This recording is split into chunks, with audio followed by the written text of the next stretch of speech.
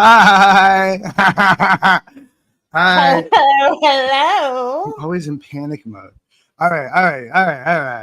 How you Welcome doing? back to Welcome a back to Van and very Dan. special The, Van and Dan. The terrible very, twosome are back. the walking bullbaits. I love that. The walking bullbait. Confront me, motherfuckers. TRs, bro.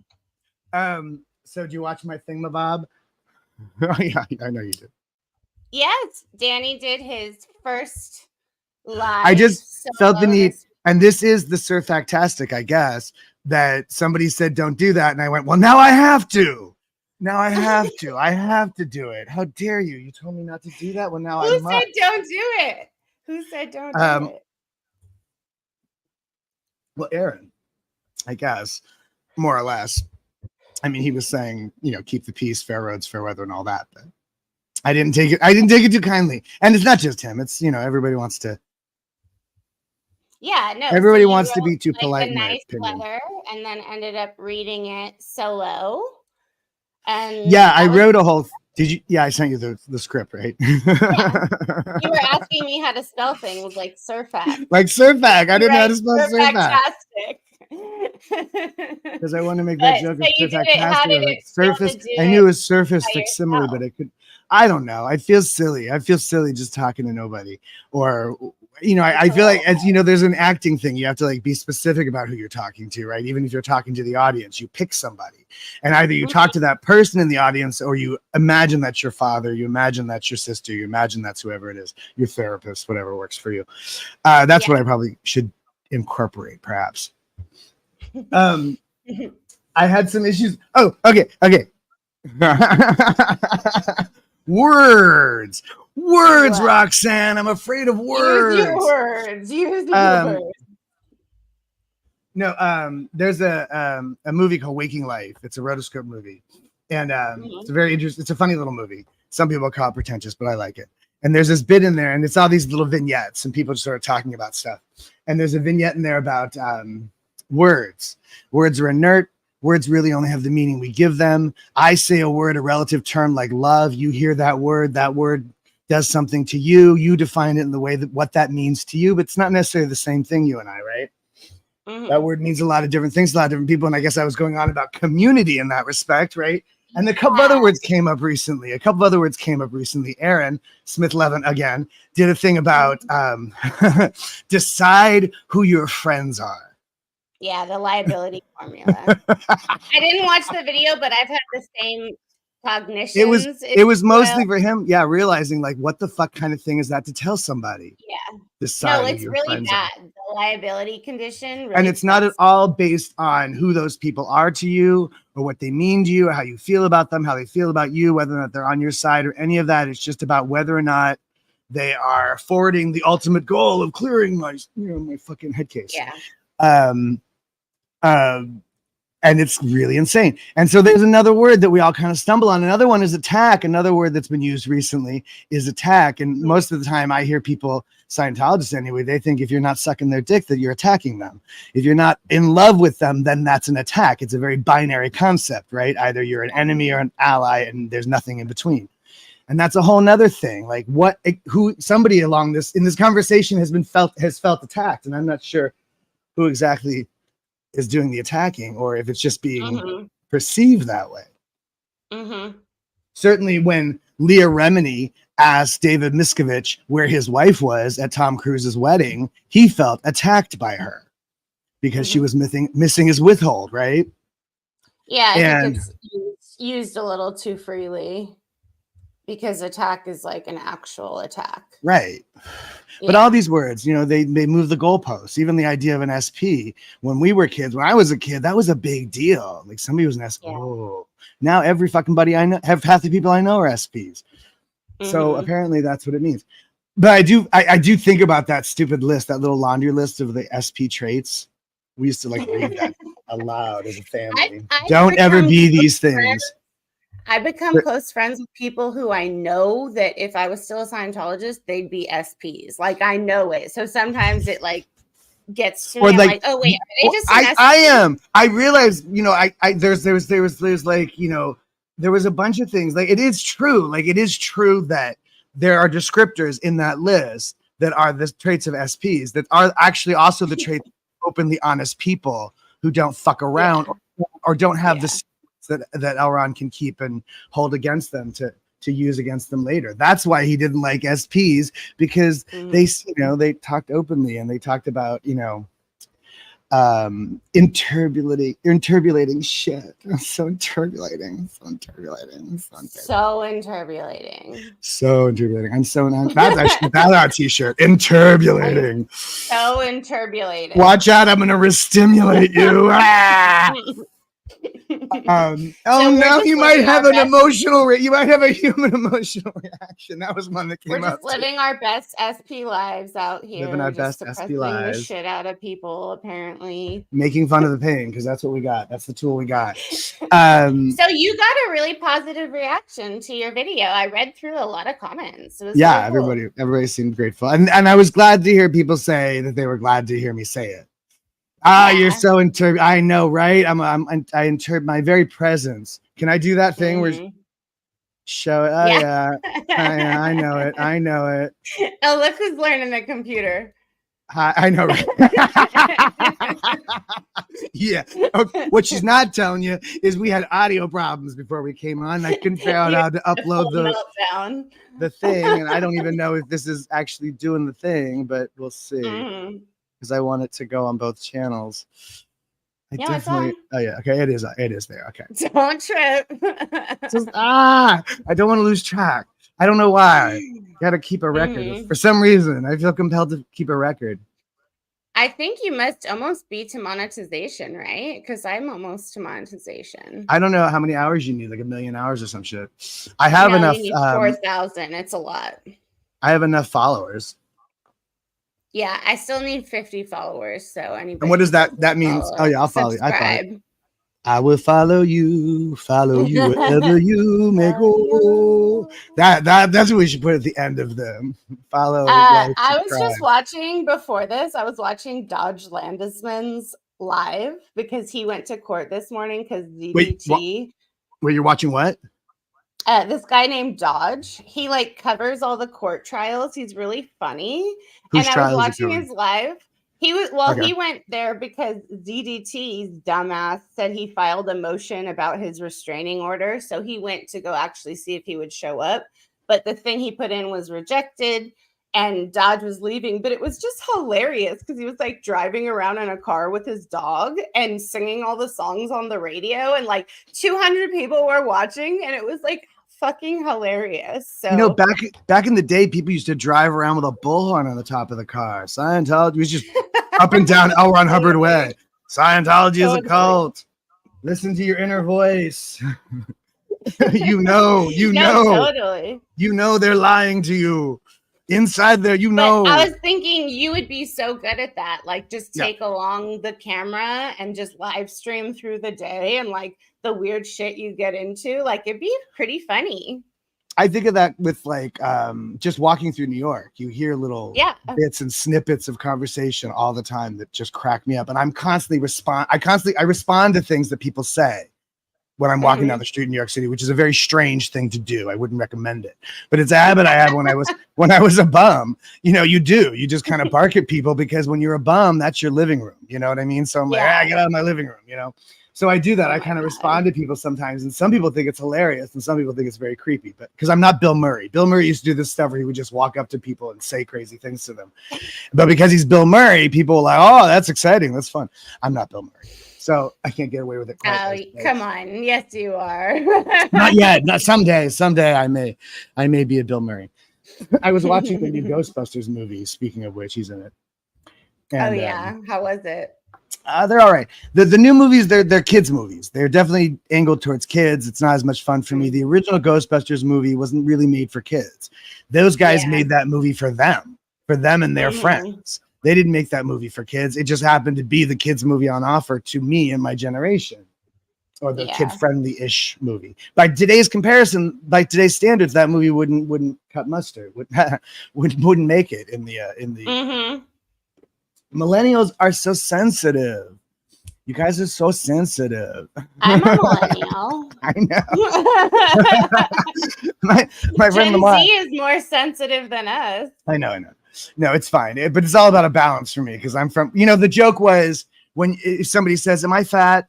The boomer says, oh, you could lose a few maybe. The millennial says, of course not, all bodies are beautiful. Or the millennial says, I don't fat shame. And the Gen Zer says, all bodies are beautiful. And the Gen Xer, we say, I know 5 fat people and you're 4 of them. We're very different people is all I'm saying. It's all sort of like, Gen X is wild. There's a real urge to like be in your face about stuff because that was the thing. Like the boomers, they had the disillusionment, but they had the hope and they tried to change the world. We had all the disillusionment, but none of the hope. So we just kind of stuck our finger out. We kind of bailed. It's interesting to me how politically so many of the arguments have become boomers versus millennials. And the X generation doesn't even seem to be barely represented.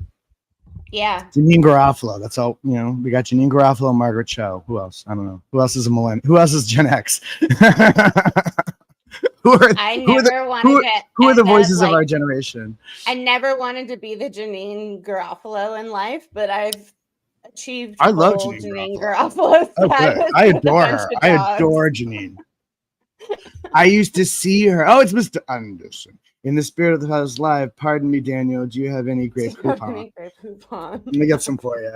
Like a monkey, I'll throw it. No, I used to see her. She lives around Washington Square Park.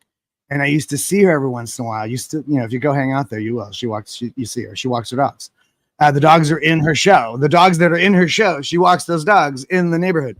And she has these horrible stinky French cigarettes that she also makes fun of in the show that she would give me when as a bum. I'd bum cigarettes off of Janine Garofalo. That's how cool she was, that she'd give me her stinky imported French cigarettes. No, Janine Garofalo is awesome. I love telling stories about famous people I met when I was a bum and who was nice. Jude Law, not nice. Janine Garofalo, very nice. Nice. I went to Kings of Leon this week in concert. I saw. Man, they were so freaking good. I bet they put on a good show. It was so good. I think I conflate the Kings of Leon and Imagine Dragons, and there's another band that are kind of like. There's a bunch of bands like right at the millennium when that's what changed over there. I wasn't. They were like 2005. They came out. When was the Something on Fire? Right? Wasn't that them? Yeah. Sex on Fire. When was that? Because that was about 2005. That was 2005. Okay, I think that makes sense. Yeah, that was when they busted onto the scene. But they've maintained relevancy. They're always growing as a band. It's a family too. They're all related. Yeah. Oh, I didn't know that. Yeah, so the energy is super cool, and they just put on a sick show. And it was an arena that they packed. Oh, Franz Ferdinand. Are they still around? Oh, no, I haven't heard of them in a long time. I don't know. They were like for a moment there, right before Kings of Leon, they were the biggest thing around. Yeah. And then there was something in between I'm forgetting, and then Imagine Dragon. I don't know. There's always these sort of what I think of as being the mainstream band, and the Kings of Leon was definitely one of them. Yeah, they came out. 21 Pilots. 21 Pilots is probably what it is now. Yeah, I don't know. I'm really bad at following music these days. I really like 21 Pilots. I really like them a lot. All my friends are heathens. Take it slow. But the old record I loved, Migraine and stuff like that. Anyway, but wait. There's something I was just going to say to you. No, I forgot. That's my problem too. I used to forget everything. What was your favorite response to that video? Do you feel like I was just glad that people were glad that I said something or had something to say? And I worry that somebody's going to get mad at me about it, maybe. And that's the other thing. We're always in trouble. Oh, we're always in trouble, right? People say that's what he started his thing with. When people say you're in trouble, what does that mean? Well, it means this shit. That's how I feel too. Oh my God, all the time. I always telling social workers too. I always feel like I'm in trouble. So if you want me to come in the office to talk to you, and please don't make me go in there. Please leave the door open. No, man. And they are the complete opposite about it. Of course, I'll leave the door open. They never even considered closing the door. Never mind locking it. Yeah. But what? I have to go in the office and talk to somebody. I don't want to go. I don't want to Yeah, that's go. what we're used to. And then I listened to, oh, this was a trip in the spirit of community and coming clean. Laura FM and Mike Brown, they did a thing. Mm-hmm. They did too. Yeah. Just talking it out and their kind of shared experience, and the certainly the impression that he left on her as a very young girl. Kind of nuts, that whole story. Did you watch that at all? But I like Mike Brown, and yeah, he's a very sensible guy. I remember not liking him. And I were close at one point in time. We haven't talked in a while. I didn't like him and Sterling when I was a kid, but they were good kids. I was not. But there's that famous story about Sterling's bike getting stolen. There was some gang of kids stole somebody's bike, and every fucking Scientology boy I knew was out looking for that bike that night.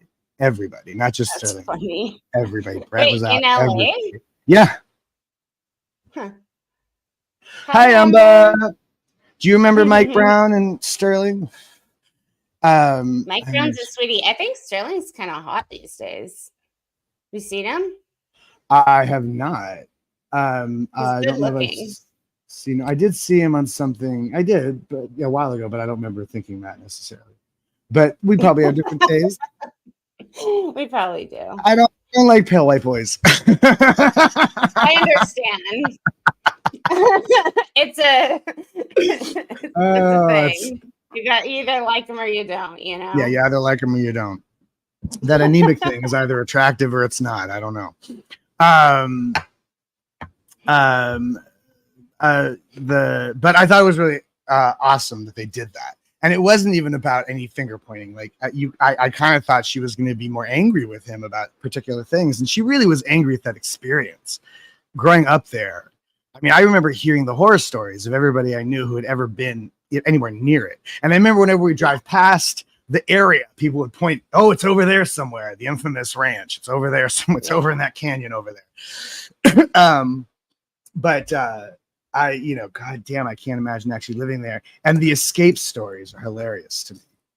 All these stories. So sad. Of people escaping. It really is so sad. One of my closest friends, he grew up there, and like they're just so like tough because they're not, nobody ever showed them affection, attention, everything. It's a lot like there's this the Eastern European, I want to say Czech Republic, Czechoslovakia, but there was a war in the 80s, and there's a whole generation of these kids, these orphan children, a lot of whom were adopted by American people in the 80s.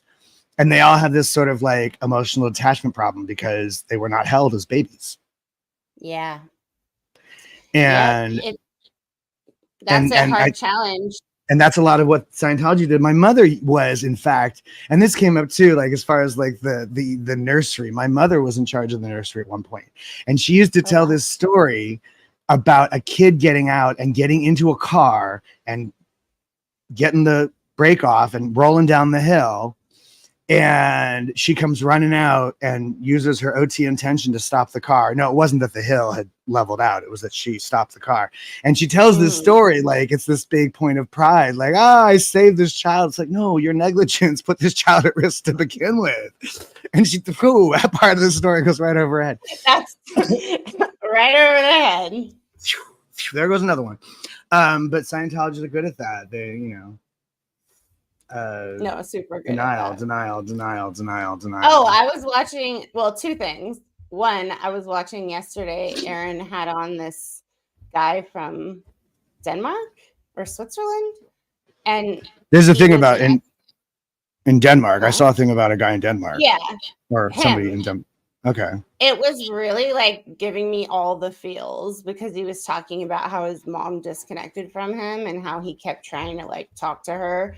And for me, it's been 8 years.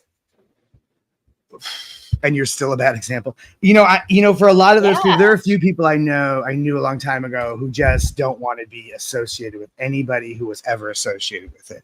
And I don't blame them. Because like I was saying in that live the other day, like even even on the back end of this, even coming around to the other side and being anti-Scientology, we're all still kind of sketchy fucking people. You know, we're not very well-adjusted people. That's all I'm saying. And so I can understand people just wanting to stay out of the mix on either side of the conversation. I had somebody look at me and be like, I don't know what it is about you. You seem less damaged than the rest. You personally. Yeah. Yeah, you probably are. Like, well, I've done a lot of education, and that has given me the chance to examine all the beliefs. Yeah, you and I might everything. be kind of. Who would you say is the most damaged? Well, we probably don't know the most damaged. The most damaged is dead. Or sorry, unalived. I mean, this shaming words. I don't know. I don't get it, but all right. Yeah, I'm sorry. I just want to say this. I just want to see this real quick. This is so funny. Wait, where was it? There she goes. Amber says, Amber who lived in the building when we were kids, and Sue thought that she was a bad example on me. And I think that's hilarious because I'm sure I was a bad example on her. You know what? We had no good examples. There were no good examples. Say what? Amber was at the Shang with us. Oh my God. Do you remember Cammie Barber? Yeah, the Barbers. I saw her at Trader Joe's like a couple years ago, and she literally looked like she was dressed like she was in a Mormon cult. I was like, oh my God, girl. Oh no. She's still hardcore. There was another family, Mary and John, and they had a whole bunch of kids. They were Mormons. Oh wow. There was a lot of those. Not a lot, but there were a few. I can't remember if the Barbers were Mormons too. I think they might have been, or they might have been. They might have been hardcore Scientologists, though. Yeah, by the time we knew them, certainly. But they were like really the hippies. Those guys were more hippies. Their parents, the John and everybody was called John. I don't remember everybody's name, but they were much more. All of them. I guess tomorrow's the talk of the century. It's Nora and Mitch Brisker live. Oh right, that should be interesting. I know, right?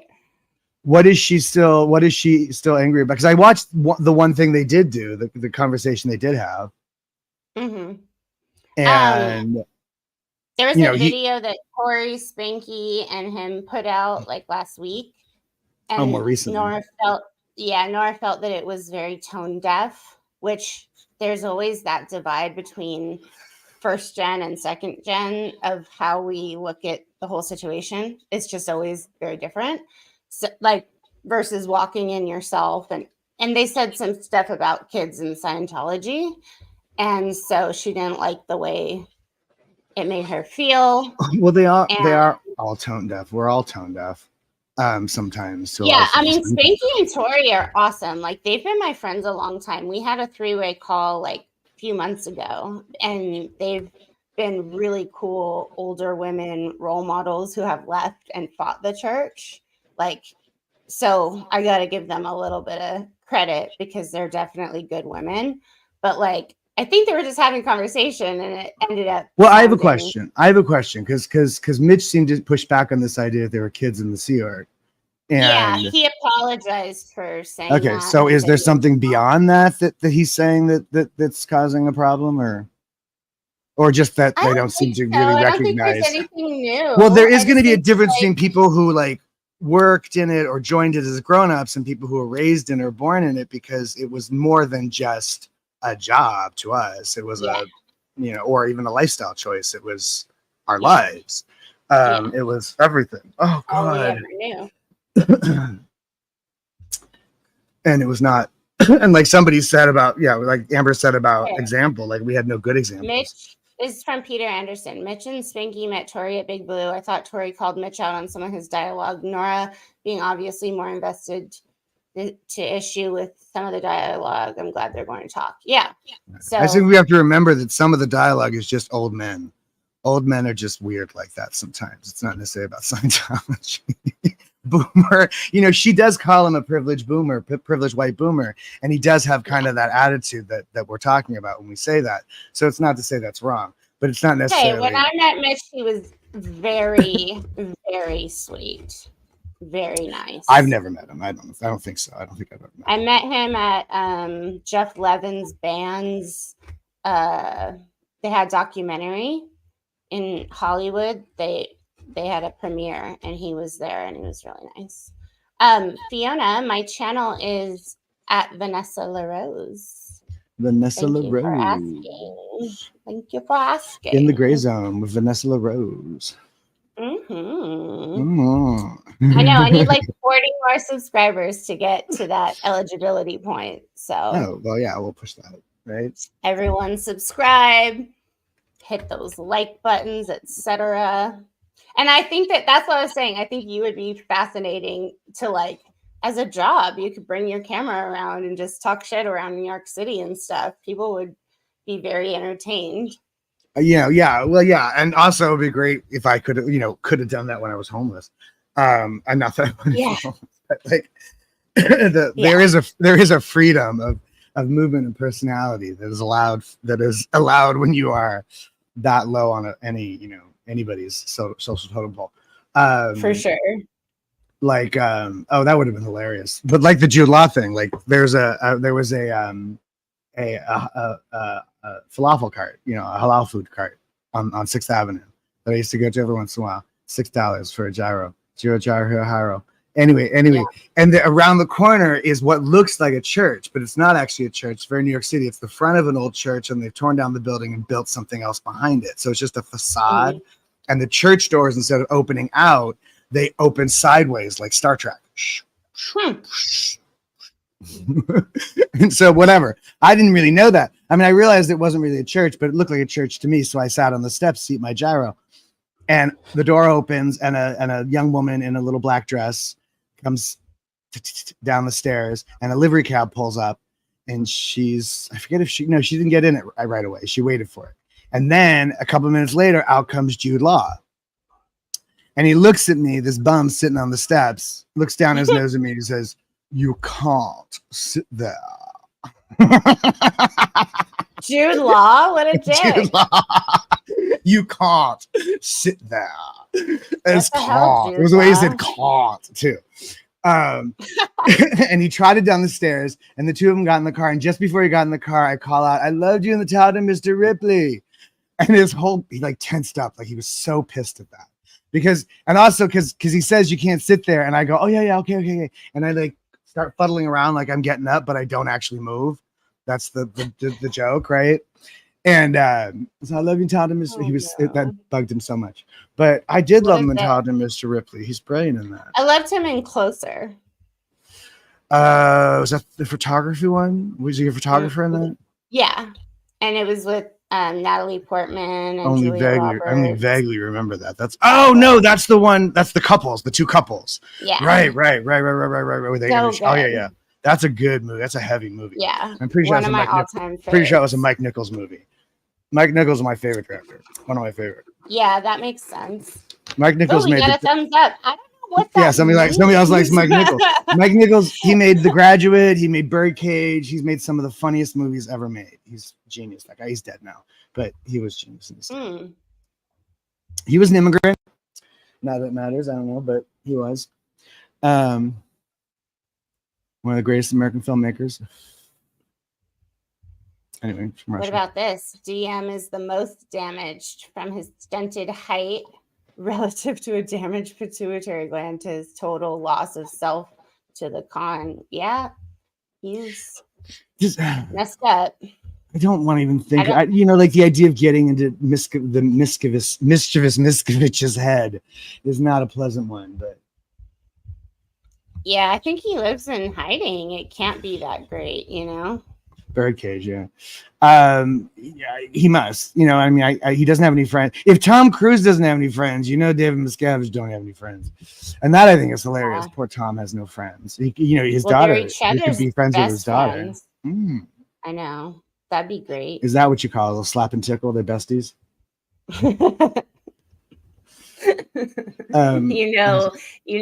There's people whose jobs are to watch these videos and they have to type that up. Slap and tickle. Yeah, that's going in the KR. Slap and tickle. He keeps whispering. Oh yeah, that's a good one to poke at because they're so stuck in conservatism about the fucking anything, sex, affection, intimacy, any of it. you're not your body, but don't touch your body or anybody else's or something. I don't know. Yeah, that kid yesterday was talking about thinking he was in so much trouble for touching himself as a teenager. He was so worried, and it was so sad. Yeah. Again, lapsed Catholics do that too. They really punish themselves for stuff that really isn't worth punishing yourself for. You stole a chicken or something. Or things you do when you're a child. Like, you're supposed to be forgiven, I think. Things you do when you're 8. Aren't you? I didn't. I held it all against myself. I thought it was all my fault. It's all my fault. I never thought anything else was true. Ooh. Yeah, it's pretty nuts. Hi, witness. They have to report it. Oh. I'm trying to think about it. Like, how do you get through to that? Because people keep saying stuff to them, like, but it's like, whatever you say, like, they've preempted all the arguments. You know, when you say, "Oh, it's a call," you know, whatever we say, their answer to that is, "We're on psych drugs. We're crazy. We're the lunatics." But that's what makes it a cult, is that they have an answer for everything. Right. You know, that it's just a mind fuck. So she says, I talk to Osa all the time. What's up? Hey, Osa, what's up? Right. And Natalie Weber, she has a little doll. She has a little, hey, Osa, wake up. And she bangs her mic. Good morning, really? Osa. I've never watched her channel, but she's very sweet. Nice. She's very cool. She's funny. She's funny. It's kind of roundup. It's kind of, and I describe as a kitchen table talk. Oh, like which I like. Red table talk. Something like that. You know what I mean? But like the kind of like conversation you have with your girlfriends at the kitchen table more than like Aaron's like reporting something, or so-and-so is like a, you know, media activist. Jenna has like a lifestyle channel. I know. In her kitchen. What a strange thing though to be famous for and then like used to, or whatever. I don't know.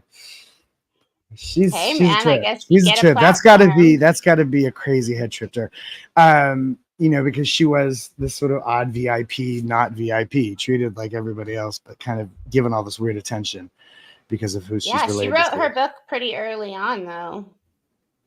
Oh, she's Sterling's sister. I don't think I knew that. Wait, Jenna Miskovich is Sterling? Yeah. Wait, is there more than one Sterling? No. Oh, because the Sterling they're like step or something. Oh, okay. Or half. Yeah, that happens a lot in Scientology because everybody has to get married to do anything. So people are getting married and unmarried and remarried and overmarried and marry your cousin if you ain't careful. Married. So many marriages at CC I went to. And very few cats. Oh. No, that's in the wedding vow. And it speaks to this sort of capricious nature of women, that a woman might want a capricious desire, a childish desire, a cat perhaps. He actually said that's actually in the thing. Like childless cat ladies. Yes, funny, right? Yeah. Although presumably if you're getting married in a Scientology ceremony, you got to have kids because they got to feed the beast. I got a Queer America shirt on today. Oh, that's cool. And this is like a human rights group, but I can't even remember who it is because they didn't put their tag on the shirt or it washed off. But it's an old shirt, like it's soft. That's cool. I like t-shirts. I like silly old t-shirts. That's probably a next generation thing too. You're in a t-shirt tonight. I was gonna say you don't wear t-shirts, but there you are in a t-shirt. Oh, look at you. In a t-shirt. Our glamour girl. What is that? What does that say? It's like a Led Zeppelin. It's supposed to be a Led Zeppelin shirt, but it's not a real one. Oh. It's all right. Come from the land of the ice and snow. Oh my God, Zeppelin was such an integral part of my upbringing. From the LPs my sister had to the car trips and the Zeppelin. We're trying to count all the babies. How many times does Robert Plant sing the word baby? Baby, baby. He sings a lot. And there's like 1 million babies and then 500,000 babes. We would actually try to count them out. Zeppelin's the best. I was surprised when I found out they were English. I totally thought they seemed so American to me. but they're Yeah, not. I They're know. the Brits. Very true. All right. I guess. Wait. Okay. Hold on a second. I have to get my coffee. I forgot my coffee. Okay. Hold on. I'm getting that for a second. I'm walking away from the chat.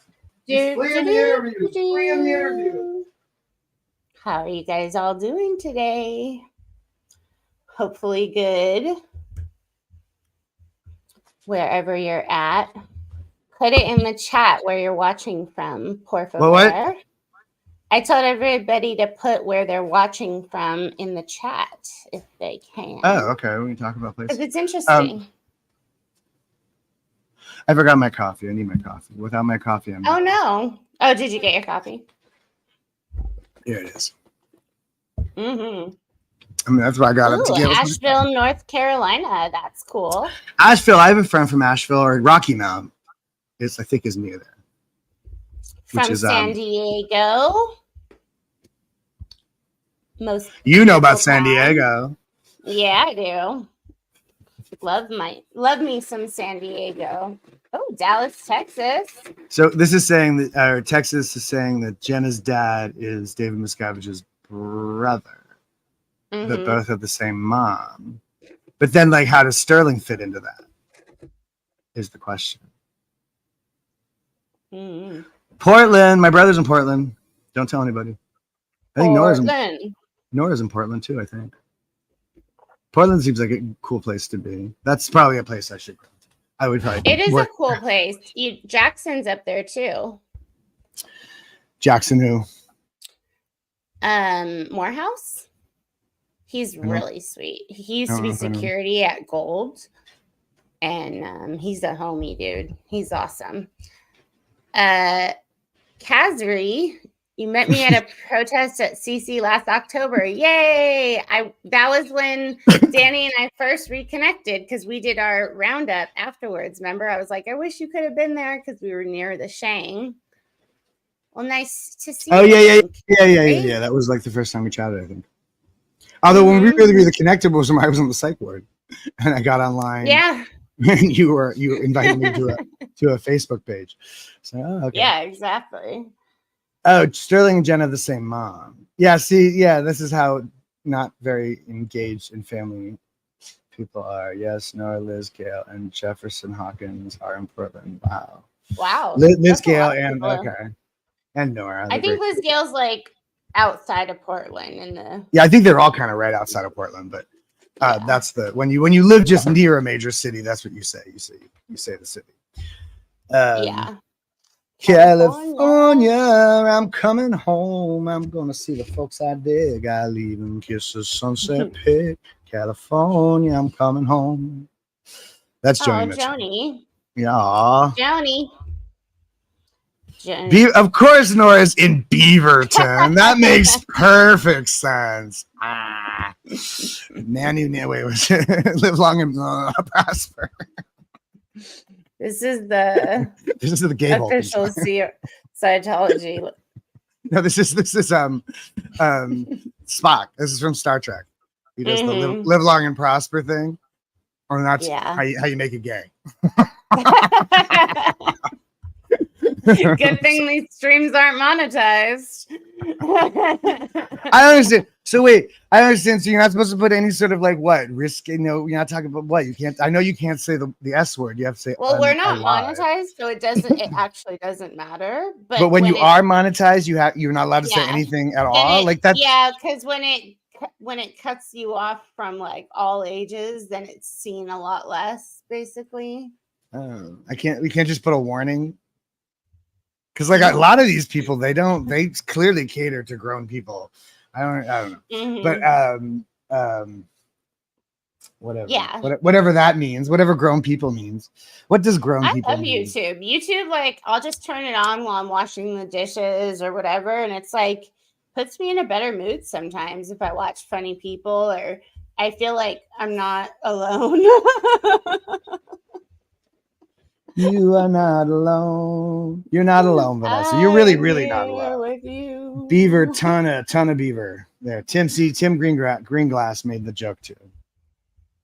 wasn't just me. I wasn't the only one that thought that. Beaverton. You got back that. San Diego. San Diego is just a place I used to drive through on the way to Tijuana. Yes. Why were you going to Tijuana? Because when you're a teenager, you can do whatever you want in Tijuana. Yeah. Mostly drugs and alcohol. Mostly drugs and alcohol. Say what? And die, and right? Die. You can get knifed too. That's a you know, some. Well, you can get knifed just about anywhere. Yeah, when you're it was LA. When you grow up in LA, you run off. You can go to Tijuana you can sit at the bar in Tijuana when you're like 16, and that's something. Witness, exactly. That's what it is. Body doubling. It's very useful for me. I have ADHD, so it's very helpful to have. Sometimes you could have other people help you, like stand around, and it literally motivates me to do shit. Wait, what is body doubling?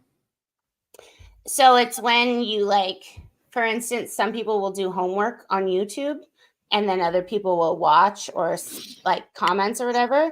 And it kind of like gives you motivation to do things. Oh, yeah. Oh, look at that.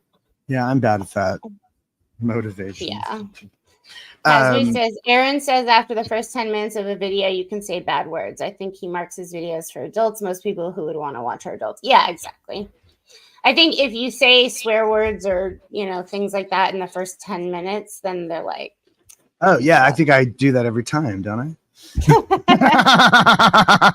I swear so much, I don't even know I'm swearing. I just don't even know. It's the Scandinavian in me. I come from the land of the ice and snow and lots of sweary people. Yeah, well, we also like smoke our little ciggies and e-ciggies on camera, and they don't like that either. So I smoke real cigarettes, and you're not supposed to do that. Yeah. I mean, some people do. Fuck it. What's her name? There's a writer called Fran, not Leibowitz, but something like that. Anyway, she says she said if she knew that in old age the most inappropriate thing that she does would be considered the cigarette smoking, she would have done more real, actual devious things when she was young. Yeah, I read that too. And it's like, that's hilarious. I was like, I gotta start doing crazy shit, right? Yeah, that's the idea. You're supposed to do that when you're young and you're, you know, forgivable and you can make the mistakes and, you know, but we didn't give her. There was no forgiveness. There's no grace given in our upbringings. No grace.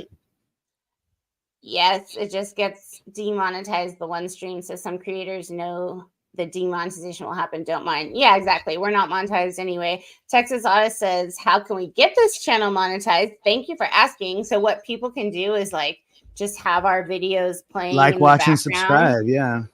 Yeah, they can literally, if you want to help, just have our videos playing in the background. It gives us hours if you ever want to do something like that. Is that the Kendra I know? No. Is that a Kendra you know? I don't know which Kendra B this is. Is that a Kendra? Used to be Kendra F? Oh wait, yeah, it is. Yeah, it is. Is that used to be Kendra F? Right. This is also Shangri-La. Oh yeah, we should totally we should do a whole Shangri-La reunite. I want her to come on one of these days. Right? Yeah, Kendra and Yetta and her sister. Oh, we shouldn't. There you We're go. not supposed to say names. I'm not sure who. I'm not sure who knows Blanco. what. Yeah, Blanco. Yes. Yay, Kendra. So good to see you. Fran Leibowitz. Yeah. Oh, it is Leibowitz. Okay. I wasn't sure if I was conflating her with the photographer because it was also Annie Leibowitz. Mm-hmm. Hugs to Dan. Thank you, Peggy. Peggy Exa. See, we were talking about the X generation, Peggy. I was talking about how millennials can't handle our movies. I showed the movie Trainspotting. Did you ever see the movie Trainspotting?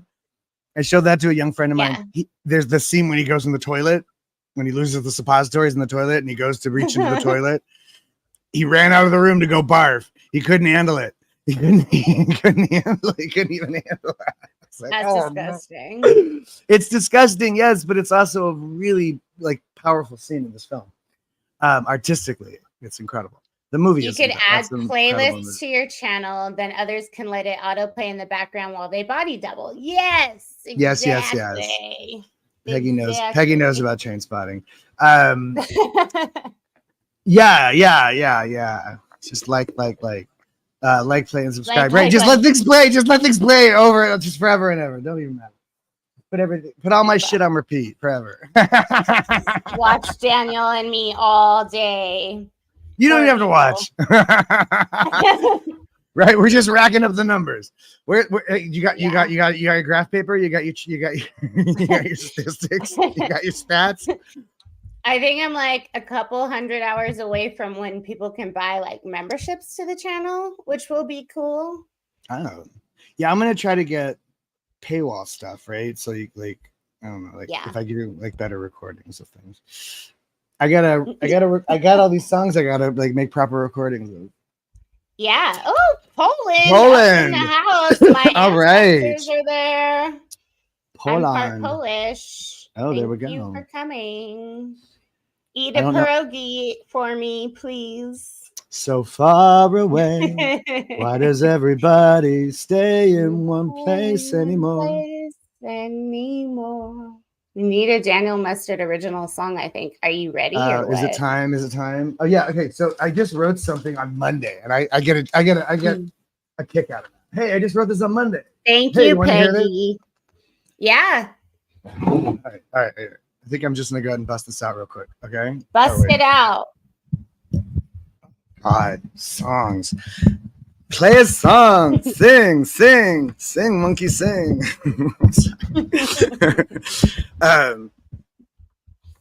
Okay. So this, okay. All right, I'm gonna take these out while I do this. All right, to be okay. I just gotta remember this because it's. Da, da, da, da, da, da. Baby, sounds so familiar. That's something I think I've heard before. Baby, show me in the mirror the face you would have worn just to be. No. Just to be no greater than the sum of all your parts. Just to be no later than the sun out after dark. With everything before now. I knew it. Everything before now keeps angels fighting, even as they leap. And everything before now leads to rainbows riding on your sleeve. Everything before now keeps angels fighting, even as they leap. Everything before now leads to rainbows riding on your sleeve.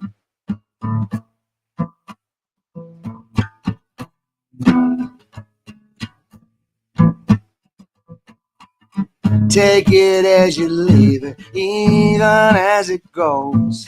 Seeing is believing, everybody knows.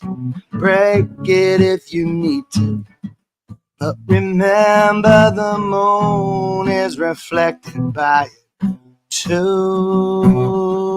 And everything before now, everything before now, everything before now keeps angels fighting, even as they leap. Leads to rainbows riding up your sleeve. Everything before now. You see, it's supposed to be overdubbed, but I can't, I gotta get a recorder to do that right, to sing it right. But everything before now keeps angels fighting, even as they leap.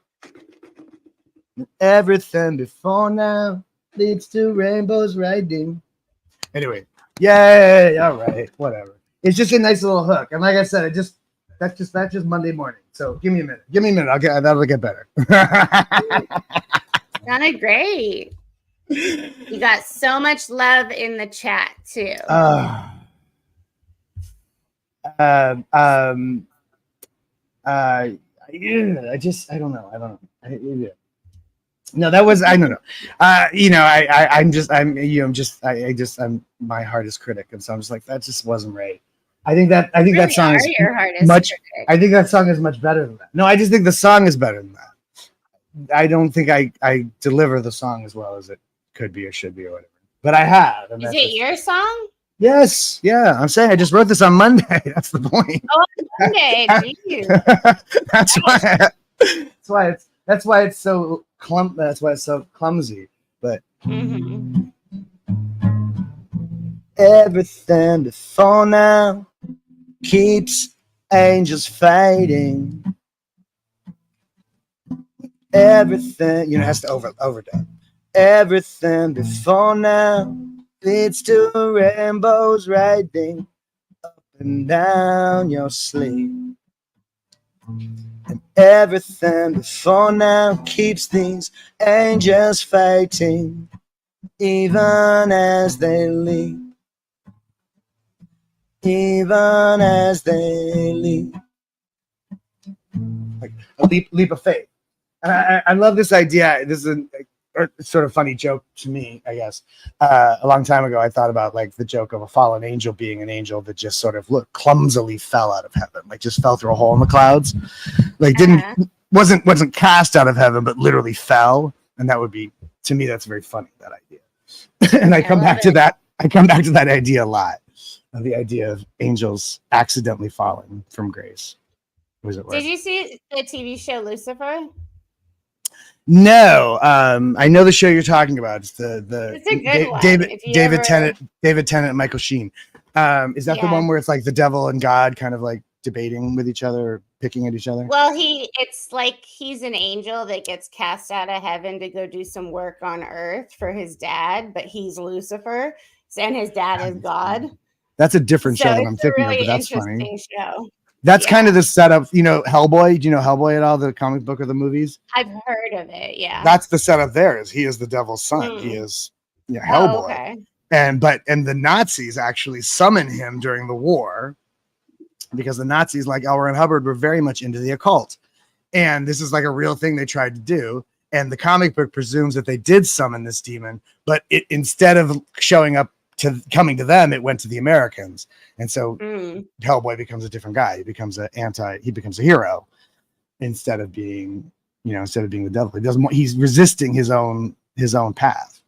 He's got this path set for him. He's supposed to be part of this, system. This, just like us. And like Little Nicky, like the Adam Sandler movie, Little Nicky. Yeah. That was a good one too. But he doesn't want to be. Fiona's in Australia. It's 6:56 Oh, yay. That's incredible. Oh, my goodness. Good morning, Fiona. Yeah, I met some lovely Australian ladies the other day online. They're protesting. There's a woman in a unicorn costume. It was hilarious. This is interesting. Vanessa, do you think that there are higher presence of ADHDers on the ex-Scientology YouTube channel? Also, what about people who blow? Perhaps people who are resistant to injustice, who are misfit. Yeah, I do think that's pretty prevalent. The misfit, exactly. Think about when you're on course, when you're in the Sea Org, there's all this constant training, constantly reading these books and policies. And if you have learning disorders, if you have dyslexia or something like that, that's going to be really frustrating. It's going to make it really difficult. And there's no sympathy for that. It's like, well, you got to just work through your dyslexia or something. I'm not sure what it's hard for those of us who have things like this because you're getting corrected more often. Maybe people are more likely to blow because they're just like, having such a hard time, because that's a real thing that you're up against. Like, there's imagined things that you do create, you do create your own problems sometimes, but that's not always the truth. And a learning disorder is not an invented thing. It's a real thing. Yeah. And that's a real thing that when you come up against, and then the institution is saying, no, that's all in your head. It's like, okay. And then, of course, so many people get mired down in trying to live up to that expectation. That's of course, there's also some recent studies out that a lot of late in life diagnosed ADHD adults have been through trauma and have significant trauma in their life. So that's an ADHD might actually be a residual effect of trauma. Something like that. Certainly, there's a correlation. Certainly, that's the truth for me. You know, they were trying to put me on the ADHD meds when I was a kid, and my mother wouldn't let them. Did I tell you that story? Oh wow! She went to court. I think you did, but tell me again. She challenged it legally on religious grounds. Wow! that they couldn't mandate me to take psych drugs because psych drugs are against her religion. So they actually did try to put you on psych drugs, just like they said they would. They did, but I needed them. You know what I mean? Like, I wish, you know, there's a lot of these things that were taught to me as being villainous, but that were actually the things that I needed. You know, when I was first in rehab, I was mandated. This is a great story. I walked into that office at 9 a.m. when it opened, and I was already drunk as a skunk. And the social worker takes me back, and we sit down, and we're going through the paperwork and stuff. And he kind of stops at a certain moment. He puts his glasses down. And he kind of sits back in his chair, and he goes, you know, I don't have to help you at all right now. And I was like, what do you mean? He's like, you are drunk now. I was like, no, I'm not. I was totally shit-faced. And he mandated me to an outpatient program. And I'm really glad that he did. Yes, he forced me against my will. Yeah. But I'm really glad that he did. And one of the things that was really interesting about those outpatient programs, because it's not AA, it's not a program, like it's not one of those things, and it's a rehab. I only did actual rehab one time, Peggy, but I did a lot of detoxing and a lot of outpatient, a lot of AA, a lot of rooms.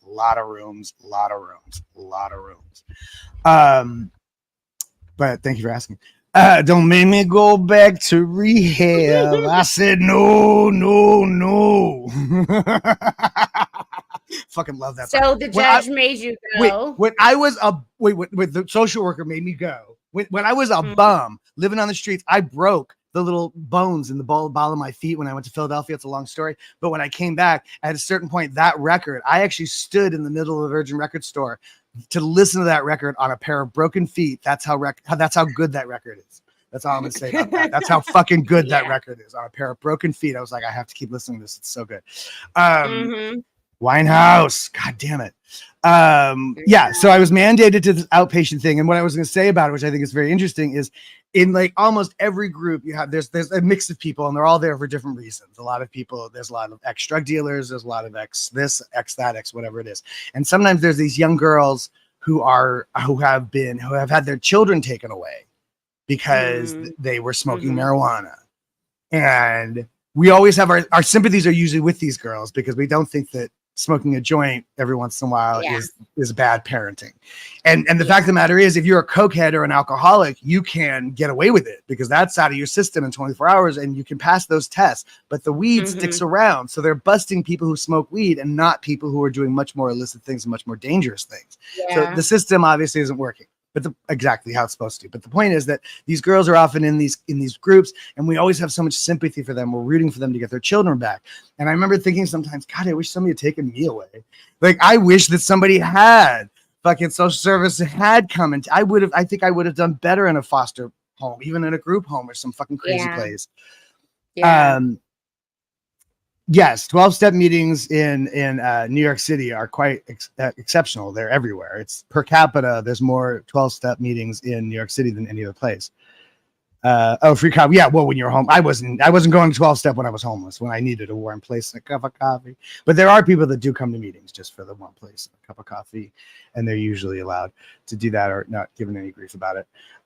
Some people don't. Some people get really weird about that when people who they think aren't supposed to be there.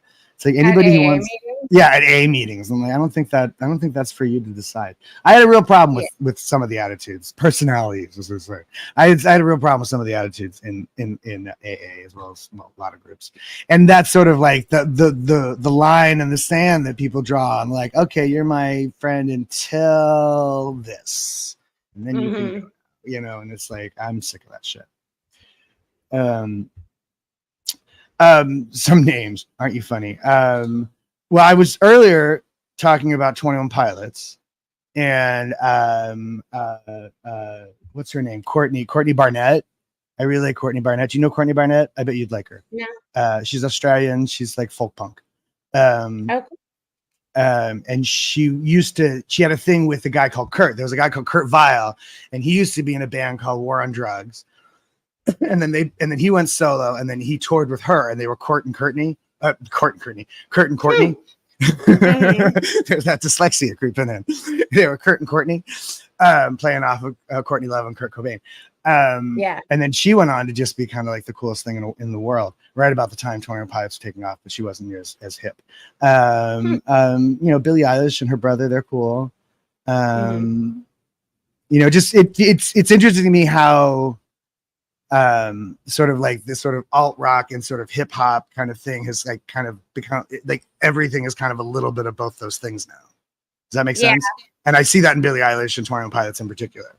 They kind of incorporate a lot of different styles. And that's the thing I'll say about millennials that I think is really cool is nothing sacred. Like in my generation, it was all about it had to be pure and shit like that. And millennials are like that. You guys are like, oh, here's a cool thing. Let's try that. Let's pull this in. Now we got a whole new thing. And I think that's exciting. I think that's a lot of fun. Yeah. I like the way that as what's his name? Pablo Picasso said. That good artists borrow, great artists steal. Yeah. Pablo Picasso and Jackson Pollock. There's the musical artist that's your list. That's the names. Jackson Pollock is an abstract painter. He was an abstract painter. Yeah. I like to think that I sing like an abstract painter. That's unfortunate, Peggy. The rooms around DC were full of predators and quite cliquey, unfortunately. That's shitty. Yeah, sometimes the rooms are super cliquey. And that's the good thing is that in the pandemic, a lot of meetings like AA and NA went online. And so there's still a bunch of online ones now. They probably less cliquey and stuff, All right. My name is Dan. I'm an alcoholic. It's been a long time since my last confession. Hi, I'm an alcoholic. I'm an addict, an alcoholic, and an asshole. Hi, Dan. In recovery. Yeah. That's another thing I had to come to terms with. I am kind of an asshole. I'm really either overly sensitive or really undersensitive. Like not at all. And I totally miss it. Like I totally miss things. Like people, like sometimes people get mad at stuff I say, and I didn't even realize I said anything offensive or rude or whatever. Really? Because I just don't know. I don't know what normal is. A lot of times, and not just because of the Scientology, but because of everything, Hollywood and feral and streets and homelessness and alcoholism, all of it. And it's if you think about it, we were both raised not only in a crazy cult, but in Hollywood, and that's like in the heart of Hollywood, right? As we in the heart of Hollywood, as we said in our outgoing figure out message. What's real and get to real things, right? Because it's a fake community, and then it's also a city full of people kind of faking it. And to some extent or another, everybody in Los Angeles is posing for their album cover or posing for the glamour magazine they want to be on the cover of all the time. They're look at me, and you see that in New York City too. But it's not. But New York City has this streak of I'm going to tell you some shit to your face. In there also that like Leah Remini, that's what makes her so great. That's what makes her I think so different. Is that is her New York. It's the New Yorker in her that comes out and goes, "What the fuck? You ain't gonna talk to me like that." When he snaps at her about whatever it was, or even the thing that Mike Rinder said on that or whatever. I think what kept him honest on that show was her, because every clip I've seen is some conversation where she kind of calls him out on something, and he has to go, "You're right."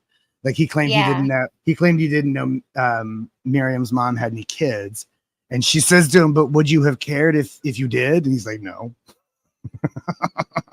But like that's what she brings. That it's like, yeah. So what does that mean?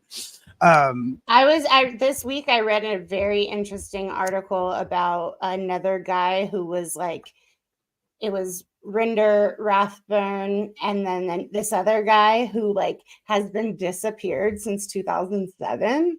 It was a fascinating article, but this guy, he's somewhere in there, probably at Gold or whatever. But I feel like are they like shit. Don't they have everybody down at Flag now? It seems like they have everybody down at Flag now. No, there's still people at Gold. When I went there with we gotta remember to try to see her dad, there were people out there exercising. This thing isn't near as big as even we think it is. I think we have a tendency to overplay its presence because Scientology was always telling us it's the fastest growing thing in the world. And wait, it's not. It's growing faster than my dick. I'm sorry. And it wasn't, it was all a lie. So like we thought there were millions of us, and there's probably like there's really not that many left. And they have tried to move everyone from LA over to the public. Somebody said that that there's more ex-Scientologists than Scientologists. I don't know if that's true, but I believe that. That makes sense. That would be interesting. Mm-hmm. That would be interesting to know. Have you seen the list at whyweprotest.net or whatever of all the ex-Scientologists who have spoken out? It's a lot. Am I on there? I saw a list somewhere. I did see a list somewhere that Jamie and I were on. I did see a list somewhere that Jamie and I were on, but I don't know what list it was or who it was probably that one. Full of predators. Let's hope. So it was that one, not some other crazy list. I also want to say I really like the new Hozier song. I haven't heard the whole record though, but I like the new song. And then we've talked about the Kendrick Lamar song, and I don't know. It's lovely, but I don't like that line. I just saw an article with John Stamos. Yeah, he was discussing how he like poked his head in at one point and didn't like it and walked away. Wow. And somebody was Natalie was going on about how hot he was, and everybody had a crush on him. And I was like, I prefer Saget. Now there's a guy, Bob Saget. God, no. Bob Saget, who's the other guy on that show, right? Everybody had a crush on Jesse. Bob Saget, I thought he was because he's a big tall man. I don't know, something about that. And then I met him when I was going to the Beverly Hills Playhouse. There was a girl there who was a student, and she was dating him. And he took us all out to the Chateau Marmont one night. And the best thing about Bob Saget is because he was famous for that show, and then the video, the funniest home videos. He was famous for some of the most family friendly stuff ever made. Yeah. He is in real life vulgar as shit. Well, did you see Half Baked? Yeah. I sucked dick. Remember his line, and that was super funny. And that was intentional. That was Dave Chappelle trying to utilize who Bob Saget is outside of the context of those shows. Because he was actually very dirty as a comic and very, very funny in a way that you didn't expect. You didn't expect the dad from Family Matters or whatever that show is. Not Family Matters. I can't remember what it's called. Full House. Family Matters was a different show. That was Urkel. Did I do that? But you didn't expect the dad on either of those shows to be all vulgar and potty mouth, but he was. Yeah. What's this? There's a big one. ADHDers. Yeah, I think there's a whole lot more of that. They're common blowers and genetic than the relatives are in, maybe can be reached through certain strategies, emphasis, lack of novelty and creativity in your lives. Yeah. I think my dad has ADHD for sure. Like there's so many things after I learned about it that I was like, oh, that makes sense. He'll literally. I think smarter people, that ADHD to me is just being easily distracted or drawn away by your own thoughts, your own fanciful thoughts. And certainly that was my problem. I don't know if that was a disorder so much as I was just bored mostly. Mm-hmm. And then again, like millennials, you guys benefit from like people actually talk about that. That's something that's acknowledged now, that a lot of times that the disruptive kid in class is actually a smart person who's just bored. They didn't think that back then. You were just disruptive. You were just a problem. And I was a problem in class. I was a problem everywhere.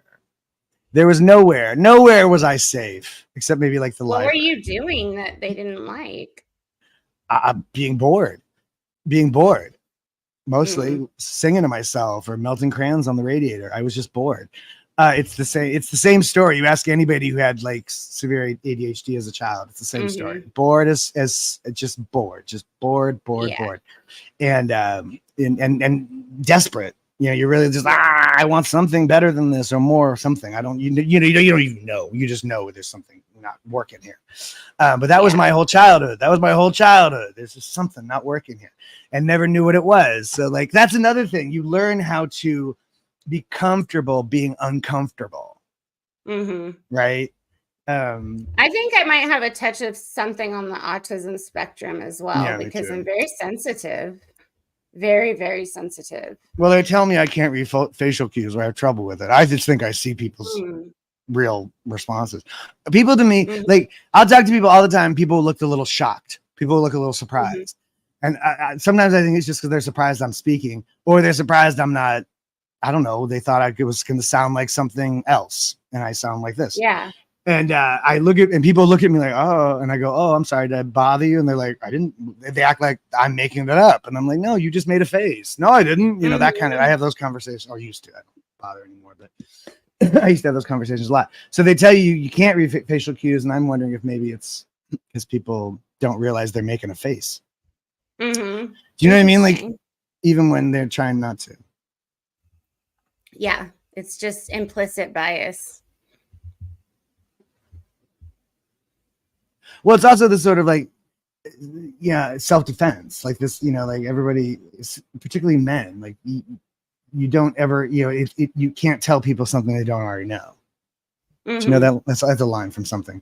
That's the tricky bit, is trying to tell somebody, especially something about themselves that you've observed. Now, this is a problem I have because I'm very observant, and often I'll meet people and they're very impressed by the way I can, like, oh, that person has this and that's that, and I can deconstruct people from across the room until you turn and they're like, oh, that's so great. Oh yeah, I know, and yeah, I know all about that. You're right. And then you turn to them and you go, and they go, no, you're full of shit. You're a crazy person.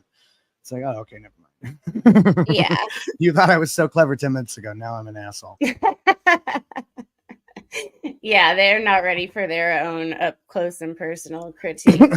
I get that a lot. Thanks for bringing that up, Treasure Bloke. That's the word I was looking for. There's hyperactive, impulsive, and inattentive. And those are the two main types. So I don't know.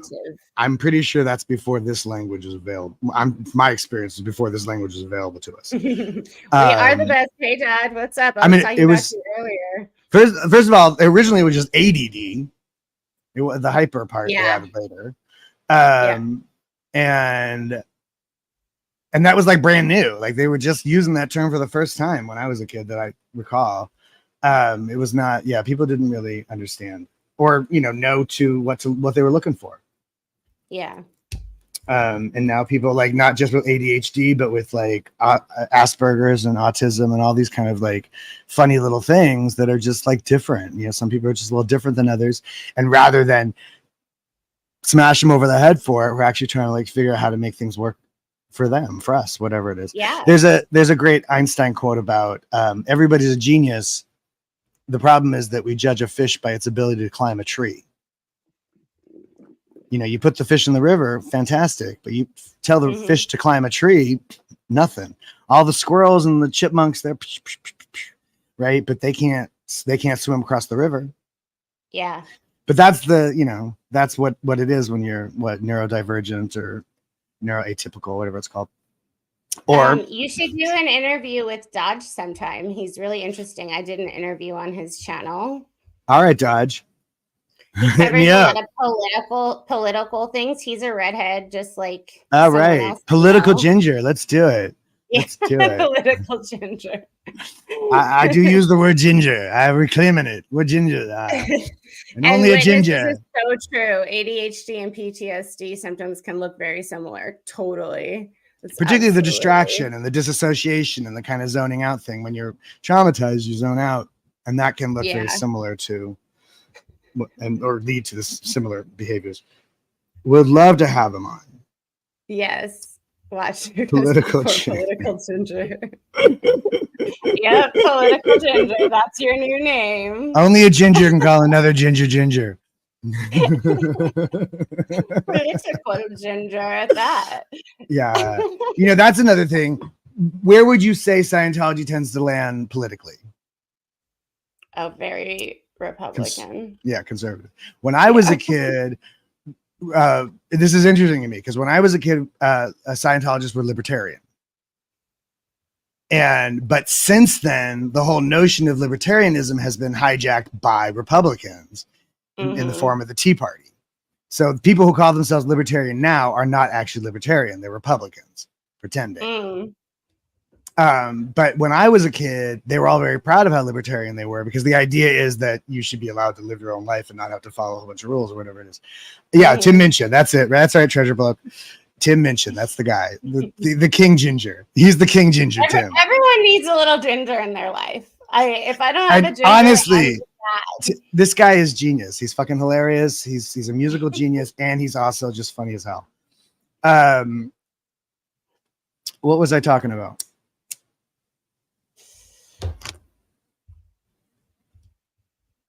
A comedian once told me it's the only acceptable form of discrimination about COS regarding politics. Remember Joy Villa with the wild MAGA dress? Yep, at the Met Gala or Grammys. Yeah, she was at the Grammys, I think. She's a hardcore Church of Scientology. Yes, she is. I do remember that. You know who I think was a Scientologist, and I'm not sure, but there was a movie years ago with Holly Hunter called 13. And it introduced to the world Rachel something Wood, who's on Westworld now. And it was about this 13-year-old girl who's just going through some crazy shit. And there's another friend who kind of comes into the picture and is the bad influence. And that girl wrote the script. Like that movie was actually about her life and she played. I remember that movie. Character. Okay. And I'm pretty sure she was a Scientologist. And there's all this stuff in the movie. The mother, anyway, sounds like a fucking Scientologist. Holly Hunter in that movie sounds like she's playing a Scientologist. Maybe that was Holly Hunter's choice as an actor, but she's always on about have you eaten, stuff like that. She's always always on about I forget. There's like 2 or 3 things that she says that just so sound like Scientology mom stuff. No, I was talking about the libertarian thing, and the libertarian thing has gone from being the sort of actual liberty idea to just another version of right wing bullshit. Oh, I got chastised. It was really confusing coming out of Scientology when Trump was running for government because it was like I lost my religion, but also my. I think I could do a whole piece. I think we should do a whole piece on how Trump is LRH and LRH is Trump. This is the same creature come back. And I don't give a shit about his politics. I see the cult. I see it. I see it. I see it. Yeah. I see it. I hear it. I recognize it. His politics irrelevant. I don't know what his politics are. Nobody fucking does. He makes up his politics day by day. Hi, Glenda. That's Lamar's mom, Glenda. Anyway. No, he's definitely the LRH of politics. Like, there's no doubt about that. He even had his own fake covered colleges. He had Trump University. I mean, the parallels are wild. All of it. And the what we call malignant narcissist, right? I don't know, this totally self-serving jackasses. And I think they're all like that. I think this of Mike Rinder and Mitch Misker, and all of these old guys. You just call him Bitch Misker. Oh no, I'm swearing again. Oh damn it. Bitch Misker. I'd love to have a chat with him. I know. That'd be great. I'm annoyed. I'm annoyed at the old guys who want to throw shade at young people. I'm always annoyed at old people who want to throw shade at young people for doing what young people are doing, because young people always do whatever they're going to do, and they're going to do it in the way that they do it, and they're going to figure out the way to do it that is best for them, that is different from you. And there's all sorts of factors in their calculus that is not the same for you. And assuming, there's this joke about how your parents don't raise you to live your life, they raise you to live their life. Yeah. Right. And that's the mistake here, I think. Because everybody's got to do this their own way. Is actually so interesting is because he only came out of the Sea Org in 2020. Well, he was never really in the Sea Org. Well, yeah, true. But he was like David Miscavige's homie, though, like close, No, coffee. Mitch has a very unique perspective because he was around it all. He knew Dave. He had access to Dave. He knew Dave in a more intimate way than most people did. He heard the shitty things, a lot of the shitty things Dave used to say about people. And he was there on the base, on the secret base. The rest of us weren't even allowed to know where it was, never mind go there. Totally. Yeah, very interesting perspective. LRH is a dark triad. Trump is, you're right. Trump doesn't have the whatever it is, this compulsion to write it all down that LRH had. Trump doesn't have that. And that's how he lures people in. That's the one thing that does kind of like seem like, well, it must be something to it. He certainly wrote a lot about it. He's the most prolific author of all time. Or whenever anybody talks about a big course, when you get a big course, Jesus Christ, that means just more of the shit to read. Ow, it hurts my neck. So hard. It was so hard to read that shit. It's like drivel. It just talks around in circles too. Damn it, stop making sense. Now we're talking heads. That's an interesting one. LRH reminds me of Nixon. Slick and sneaky behind the scenes and ultra paranoid. Yeah, pretty much. Paranoid. That's the thing. There's so much paranoia. There's another one. I think every ex-Scientologist has to really, really monitor is there's a lot of paranoia bred into us people and everything. And again, comes back to Rinder, which we're not supposed to talk about, but that was, he sounds so fucking paranoid to me. Rinder? And yeah, he does. Mitch doesn't, but Rinder does. But yeah, I'm paranoid. I get paranoid all the time. I saw this girl today. I was walking the dog and there was this girl out front waiting to get in. And she looked just like a childhood friend of mine called Carmel Smith. I don't know if you ever knew her. She lived in she grew up in the Shangri-La. She grew up in Scientology. Her parents were both. Well, her father was a off the rails kind of mother person who did bad things. And her mother was a devout Scientologist. We always disavow the bad actors, right? But this girl looked like she could have been her daughter. And I thought, oh my God, it's Carmel's daughter come to stalk me for Scientology. Like I actually had that thought, you know what I mean? Or like the thing about the new janitor, the new custodian. He's nice to me. The old custodian never even looked at me. So the new guy, he's nice to me. He actually talks to me, and I'm like, what are you on? What do you want? Who are you really? Or there was a woman. Oh, sorry, go ahead. When we were at that concert last week, this chick, for whatever reason, in front of us, turned around and started filming us. And it so triggered me because that's what was happening to me in LA. And it hasn't happened in a little while. I think I'm off their radar because I'm just chilling. Vanessa, no big deal. Vanessa, can you imagine how paranoid I got the first couple of times I got recognized? The first time I got recognized, this kid just points at me and goes, "Mustard, you're Mustard." I'm like, oh shit. And I was still a bum on the street. They found me. Mustard. I'm like, oh no.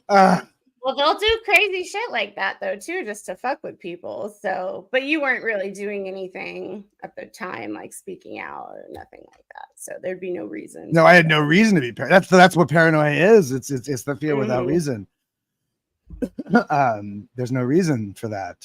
Well, there's hypervigilance too. Yeah, there's that. Yeah, being that's the trauma. Scientologist. Well, that's also a trauma response. Yeah, and I find that I always pick sitting in corners of rooms. That's a PTSD. I'm very uncomfortable sitting my back to the room, and it to the point that it's disturbed people. I'm like, no, I got to sit back there. Me too. Because they're like, gotta. And now I can. We say what? Gotta watch the door. Gotta watch what's going on. Something I don't even know what it is. It's yeah. Or just like I don't want people sneaking up behind me. There was that on occasion, people did sneak up behind you. But it was I felt safer living on the streets of New York. Yeah, that's the crazy part. And I think that really says something. That really says a lot. You felt safer being a bum in New York City living amongst with Scientology. Because you could have totally gotten a job at a Scientology company, and I did. I worked for life. I did. I worked for Peter Shaw. Gillum. I worked for Shaw. That's what I did for a long time. I worked for all these sort of like, and like, you know, there were all, the poorer public were always finding some hustle. So we did roadside sales, oil paintings and churros at the Rose Bowl and stuff like that. They're always looking for some hustle to flow more power to. Yeah, right. Oh God, flow more power to my asshole. I'm so mad at all these phrases, and I keep hearing them. They're triggering every fucking time. Yeah. Banky and theta, blah blah blah. You know what I remember? They're still going. Like they're still doing the exact same shit as when we were kids, and there's kids in there that this is being done to. It's just crazy to me. It's 2024. Like, fuck, man. Decide who your friends are. Well, my friends are whoever you tell me they are, right?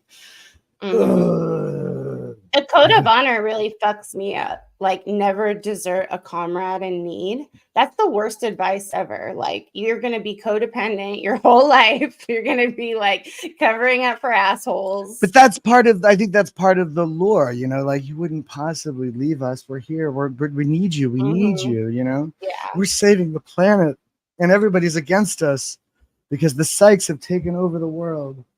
Mm-hmm. Oh, those damn psychs.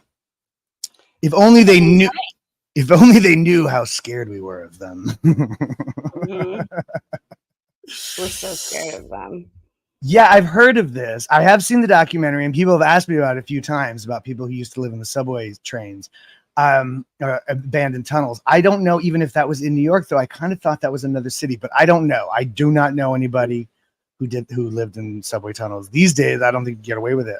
I really don't, but I'm sure there are subway tunnels somewhere abandoned somewhere where people are, there's always people squatting somewhere. I just can't imagine with the rats. There's so many rats. There's so many rats everywhere. And then like you go down in the subway and they're just like all over the place. Where did you sleep? On the train. Oh, you really? Sleep on the train more often than not. You know, yeah. You figure out how to sleep sitting up. Oh, I'm very good at that.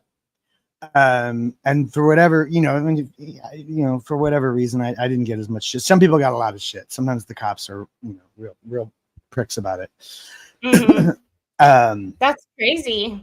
That's how you'd sleep. Well, you know where we slept most of the time was right across the street from the park in front of an NYU building. There was a vent in the floor, in the ground. In the cement that just a little bit of warm air came out of there, and we used to huddle over that thing. And somebody once got a one of those covers for a motorcycle, one of those, to protect the motorcycle. And we got one of those covers and we clipped it on the thing, and it was like a perfect little like cap, just a little tiny heat, just the right amount of heat to just fill that and warm us all up in the middle of winter. That's cold. But God only knows what was coming out of that vent. You know what I mean? Like what we were breathing all night, every night for years. And people still huddle around that vent. Last time I was around. And they let you? They didn't. Yeah, it's technically on the sidewalk, so I don't know how much, but they come around early in the morning to kick you out. So, they don't want the NYU kids to come to see us there. Ironically, of course, the NYU kids come and feed us. The NYU kids used to come and offer us food and stuff. Like sometimes if you're there long enough, somebody will just bring you something. New York City, man, they do want to feed people. They don't, it's hard for people sometimes, I think, to just give money to somebody on the streets. But if you want to give, food, and don't be discouraged if they're not like, oh, thank you so much, because sometimes that's not what you need. Sometimes you do need something else. Belts. One woman one year just gave me a whole thermals, shirt, the top and bottom, just handed to me one day on 14th Street, that kind of thing. And there's these sort of charitable outreach groups that go around the city called there's a thing called the Midnight Run, and there's others like it, and they do like these backpacks with some kind of basic socks, clean dry socks. You ever want to give a homeless person something, give them some clean dry socks. And women, of course, have a whole nother a problem. There aren't as many women on the streets, but that's a whole nother issue as far as getting feminine hygiene products or just a good bra. Totally. I would imagine is an issue, but like, clean dry socks was always the thing. Whenever you met up with other people, you're all like, do you have any socks? I need socks. You got any socks? Who's got socks? Anybody got socks? Who's got socks? I need socks. I need socks. Totally. When I got the money from when Opie and Anthony gave me a little bit of money the first time I went up there, and the first thing I did was buy a big bottle of Svedka and a big bag of socks. Wow. Vodka and socks. Vodka and socks. Put that on my tombstone. That's funny. You're hardcore. You're like, I bought a huge thing of vodka. Huge thing of vodka and a huge thing of socks. Went to the Starbucks and we drank our vodka and changed our socks. Oh my God. Did you share your vodka? Yeah. I always share. Not everybody does, but I'm a socialist, so I always share. I remember that when I was still working at Tower Records, Tower Video. I worked at the video store of Tower Records in New York City on Lafayette and Fort, which is kind of an institution. It's gone now. Tower's gone, but record stores in general are kind of gone. It's funny. There's an Amazon store on 14th Street. Just a big living irony. Because that Amazon and online buying is why a lot of media stores have gone out of business, bookstores, record stores, sort of thing. Anyway, what was I saying about working at Tower? I can't even remember what we were talking about. I don't know. You're saying you share. You were a socialist. Oh, yeah. There was a hot dog. There was a hot dog place on St. Mark's. It's kind of legendary now. It's called Griff Dog. And when they first opened, there was a guy came into the into the video store and talked to me for a little while, and then he left. We had the conversation. That was half of what I did when I worked there, was just talk about movies. I'm very good at that. And he then sent over a big bag of free hot dogs and stuff from Griff Dog. And I think he was assuming that we would then be customers, but he didn't realize how underpaid we were. And it was like working on staff. It was like being on staff. It really was. But I immediately shared these hot dogs with everybody else. And I remember a couple of guys, New York guys, being like not understanding. They just didn't understand that I didn't try to get some money out of them or take them all home for myself. They couldn't understand that I would just go, hey, this is for everybody. It just immediately thought, oh, this is for everybody. I just didn't even think about it for me, even though it was delivered to me. Wow. That kind of stuff. You must have felt special getting a big thing of hot dogs. I always feel I'm so fucking special. I wish I was special. I wish I was special. Those New York hot dogs, though, those are supposed to. The Griff Dogs are really, really good. I'll totally do an ad for Griff Dog. They were awesome. And they're not a Griff. They were really good. Are they grifters? No. I think that was the playoff words there. Anyway, I've been reading on Reddit all week, and there's this Reddit subreddit that all it does is talk shit about creators that we know, and it's so bad. Are they talking shit? Who are they talking shit about? Nora? Are they talking shit about us? No, really. But I mean, we have a very small audience. Maybe one day. Come on, build our audience just so we can get some shit to yell at. I want to yell at these people. I love it. I watch some of the stuff. I've watched a couple of things that are anti-us things, and they're just to me hilarious. To me, they're hilarious. They're pretty funny. People have time on their hands, right? Well, it reminds me of those people that wrote those, the endless people who always write in KRs, these big long kind of diatribe KRs. Boy, you have time on your hands. Dodge. That Reddit.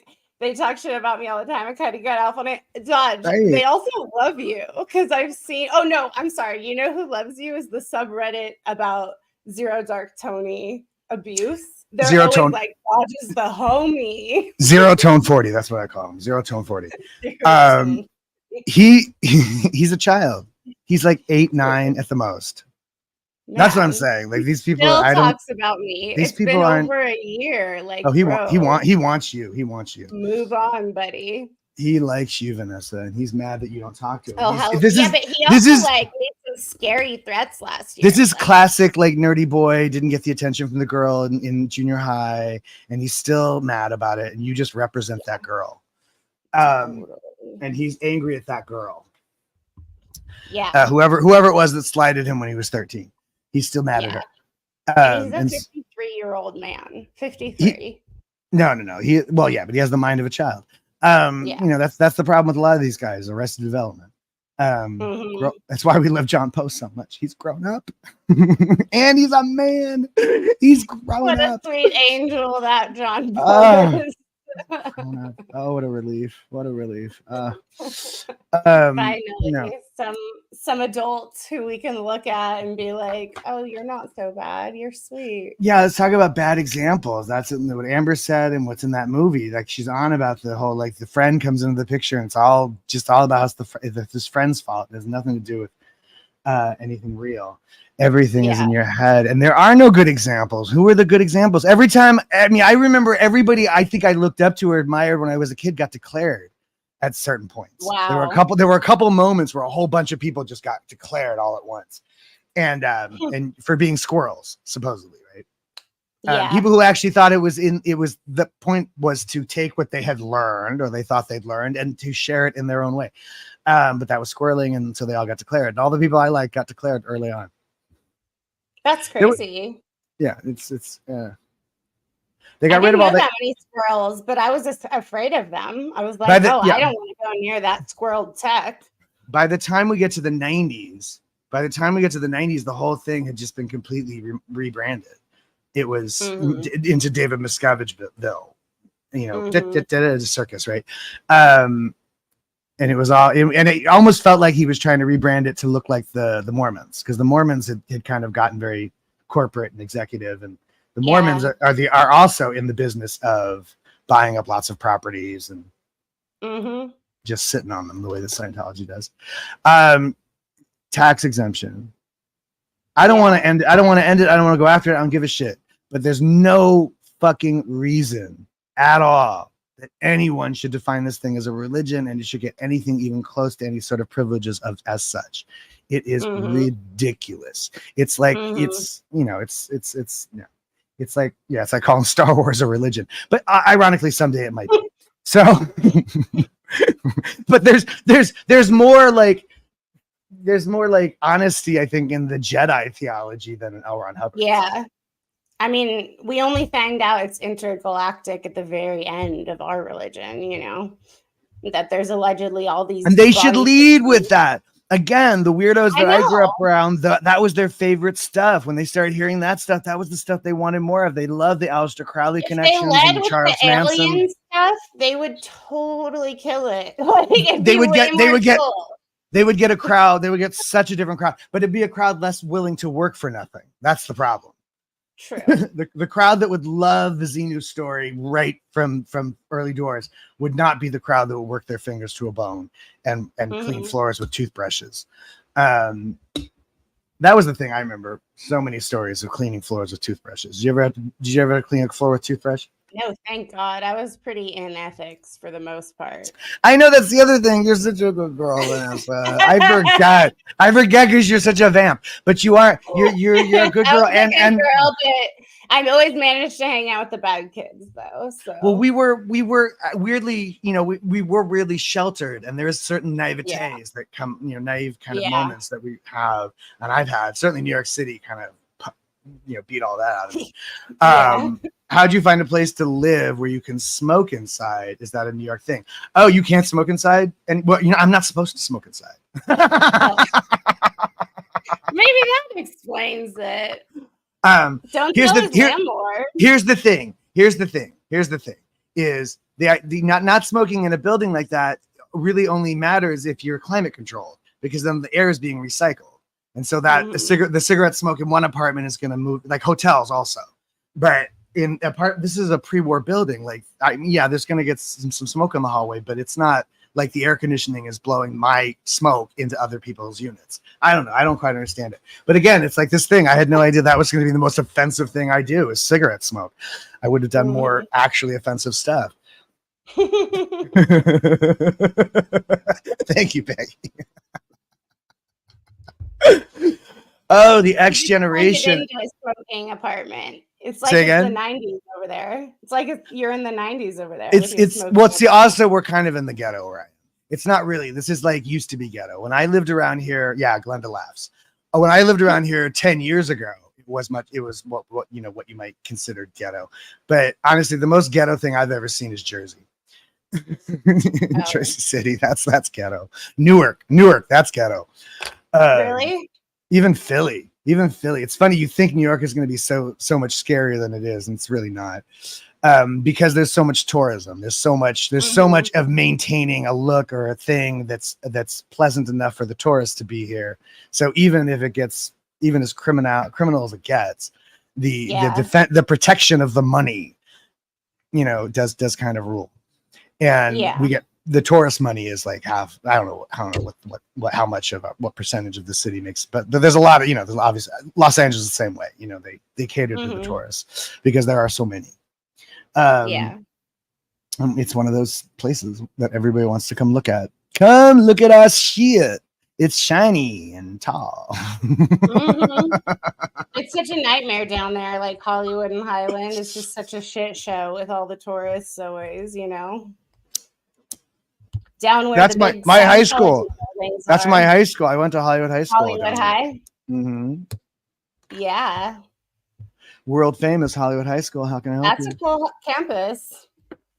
I guess I have very little basis of comparison. It's cool because every once in a while you see the football field on Jimmy Kimmel. That's my high school. That's my high school. It's right across the street from the El Capitan and the studio where Jimmy Kimmel shoots his show.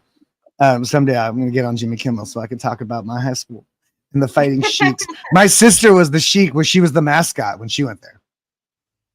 Oh wow! And I wore her Sheik. It's culturally insensitive now, I think, but it's based on Omar Sharif, based on the Sheik in the movie Lawrence of Arabia that Omar Sharif plays. And it was Omar Sharif when I was a kid. They've since changed it.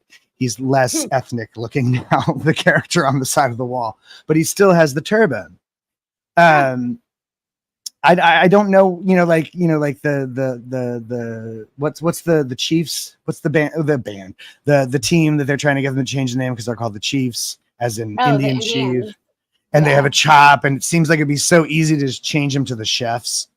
Yeah, and they can still do the job, right? But I think like calling your football team the Sheiks might not be exactly, it might not be culturally sensitive. But that's what it is. The Fighting Sheiks, and I wore that outfit for Halloween one year.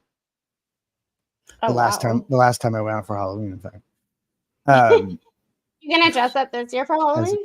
Say what? Are you gonna do anything for Halloween? Oh, Halloween!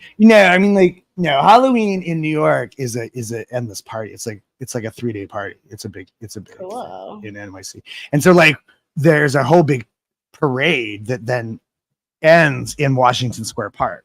So when I was living there, I would see all of it every year, all traipsing across my face. And people get really creative in New York City. I mean, really creative. People get really creative. I bet. I'm sure in LA too. And then I grew up with a lot of movie effects kind of guys who knew how to do that kind of stuff. So I've seen just the zombie stuff, incredible zombie stuff. I remember one year a bunch of us dressed in drag for Halloween in Hollywood, and we walked down Hollywood Boulevard, and we got so harassed and manhandled we couldn't do it. Oh shit! So funny. That's horrible. So funny. Guys just grabbing at our dicks.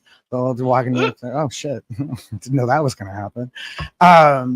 But boy, what a weird thing for a bunch of Scientology boys to dress up like women. Surprise, surprise. I'm sure I'm blamed for that because I was the queer, right? So I'm sure it's my fault. Who else were you with? Like Brett Reed, Justin. There's a guy called Justin West, a couple of Wes's. There was 2 different Wes's. Wes Edwards, Wes Thompson. And I have no idea what I don't know what any of their statuses are as far as if they're still in or not. But they were all born. I wonder about some of the people, like where they are today, because there were so many kids around when we were kids, of all ages. Well, that's what the Shangri Lodge was just crawling with kids. Scientology kids that nobody was looking after. There was all these like weird sex parties when we were kids. God, I probably shouldn't. No. I didn't know about this. I probably shouldn't talk starting. about that. But like we Talk were about kids, it. 9, 10, 11, 12, 13, latchkey kids. Well, they used to call latchkey kids. And there's these few hours between when kids start coming home from school and parents start coming home from work. And if your parent was on staff or went on course after work, that was probably way into the evening. And we got into all sorts of trouble. But we were all very proud of ourselves for not getting into drugs. Oh, we weren't druggies, not like the other kids. The other kids were druggies. You know, we were whatever other things. Children, children, children acting like adults, thinking they're adults, and all of us. I realize now we're all sexually assaulted children. We're all abused children. Certainly of the stories I know of the people individually that I would love to talk to. Disheartening. So what? Disheartening, yes. Disheartening. Oh, yeah. Oh, yeah. It just, you know, all that could have been, you know. Yeah, the latchkey generation. We got a lot of trouble in that latchkey, in that little latchkey space. You know, people complain about, like, people will say, like, oh, in the 70s, you know, they kicked you out of your house when you did your homework, and then you had, you know, you stay out to the lamp post, you know, the street lights come on or something, right?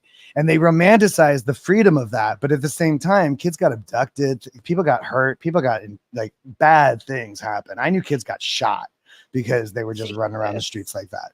So it's not Hollywood. It's not like people got shot in LA back in the day. Look, it's another of our favorite gingers. A prostate. It's the prostate Alex. Oh no, not you two again. I was wondering. Dirty needle. Crash. Dirty needle. He's got a crashing needle. Oh, no. I always make Alex's needle dirty. I can't help it. I think you do the same thing for Zero Tone 40. I'm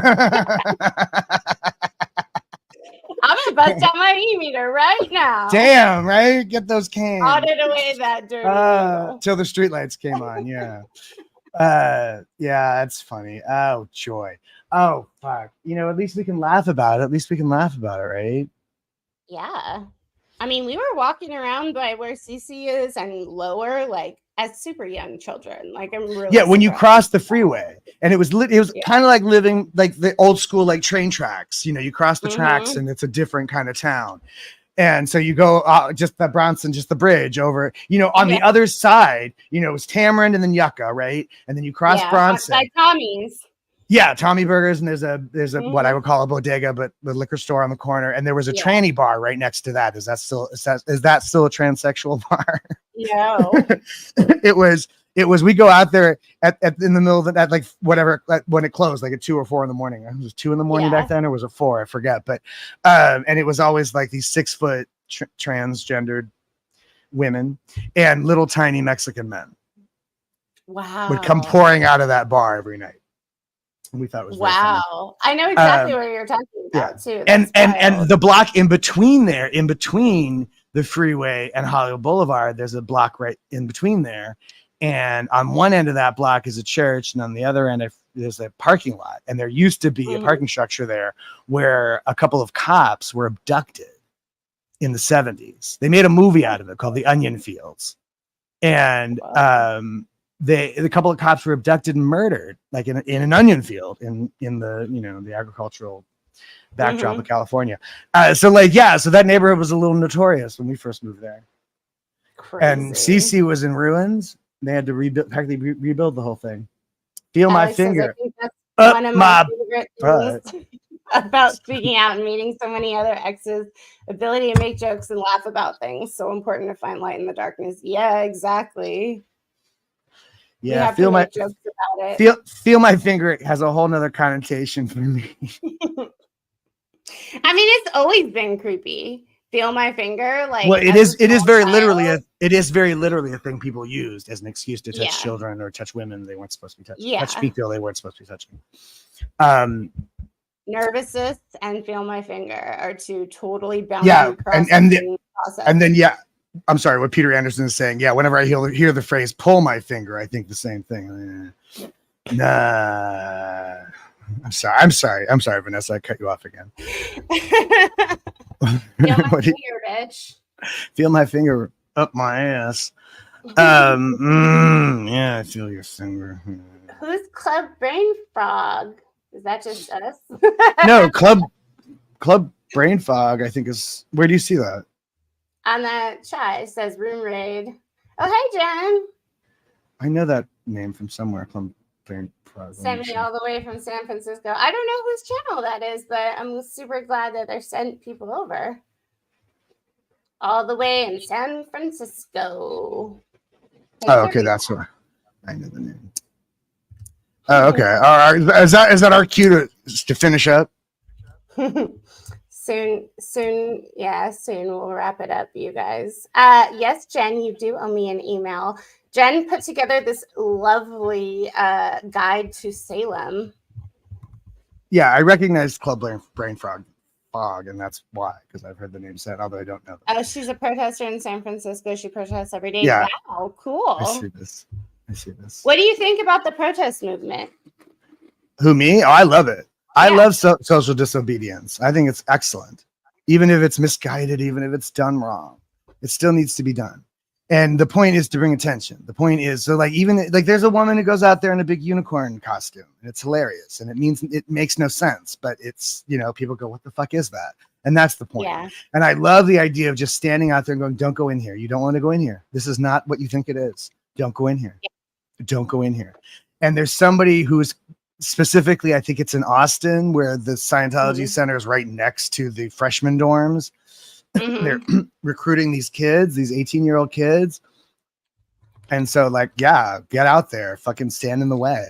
I don't know what. I just worry that, like, because I remember seeing protesters and being afraid of them. I just worry sometimes that it pushes people closer. I'll say this: if you're going to protest, be polite.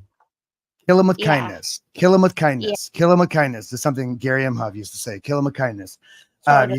You kill them with kindness. You be polite. You be nice about it. Don't get mad at them. They're victims. They're not the perpetrators. You remember, like in Vietnam, when the soldiers are coming back from war, the hippies got mad at the soldiers and were protesting at the soldiers. And we realized, oh no, it's not the soldiers we're mad at. We're mad at this institution sending the soldiers. The soldiers are being victimized too.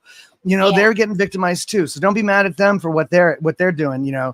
Don't come at them. You got to come weirdly. You got to come at them with sympathy. I'm so sorry for your plight that you're trapped in this head game still. But you're visiting the darkness. I was born to the darkness. Get out of the darkness. That's why they call me Queen of the Underworld. It's not for no reason. We were born via sex magic. Right? I want some of that Aleister Crowley old voodoo magic. Did you watch that movie Heredity? Did you watch Heredity? No. You must see it. It's such a trip. And it's particularly when talking about cults and black magic and stuff. That movie you really want to see it. Protesting. I think kill them with kindness is the best thing you can do, because you have to prove to them, the people in the building, that what they're being told about us is false. They need to see that they're not foaming at the mouth. They're not crazy people. She's really nice. She's super cute, or whatever it is. They brought up a good point. That would be, like if you can actually talk with them and you can bring up a good point. It's really hard for them to a lot of it, I think, is about coaxing people to listen to their own instincts. In Scientology, you're trained not to. You're trained not to listen to your instincts. You're trained to deny them or explain them away. You're taught to ignore your body. You're not taught to really listen to yourself. And so that's something you can push at them. Listen to yourself. In there somewhere, there's a voice telling you there's something wrong with this. There's something wrong with this. Listen to that. Don't listen to me. Listen to that voice in your fucking head. Realize this for yourself. Cognite. Cognition. I mean, that's the hardest part, fighting them with their own language. Because at first, that's like a step of coming out. Now I don't even think in Scientology terms, but before I would try to prove a point through their own policies and references and all that. And you don't even have to do all that shit. You don't have to, but it helps. I think it's good. I think it's good. It helps me with Christians when I'm speaking to Christians.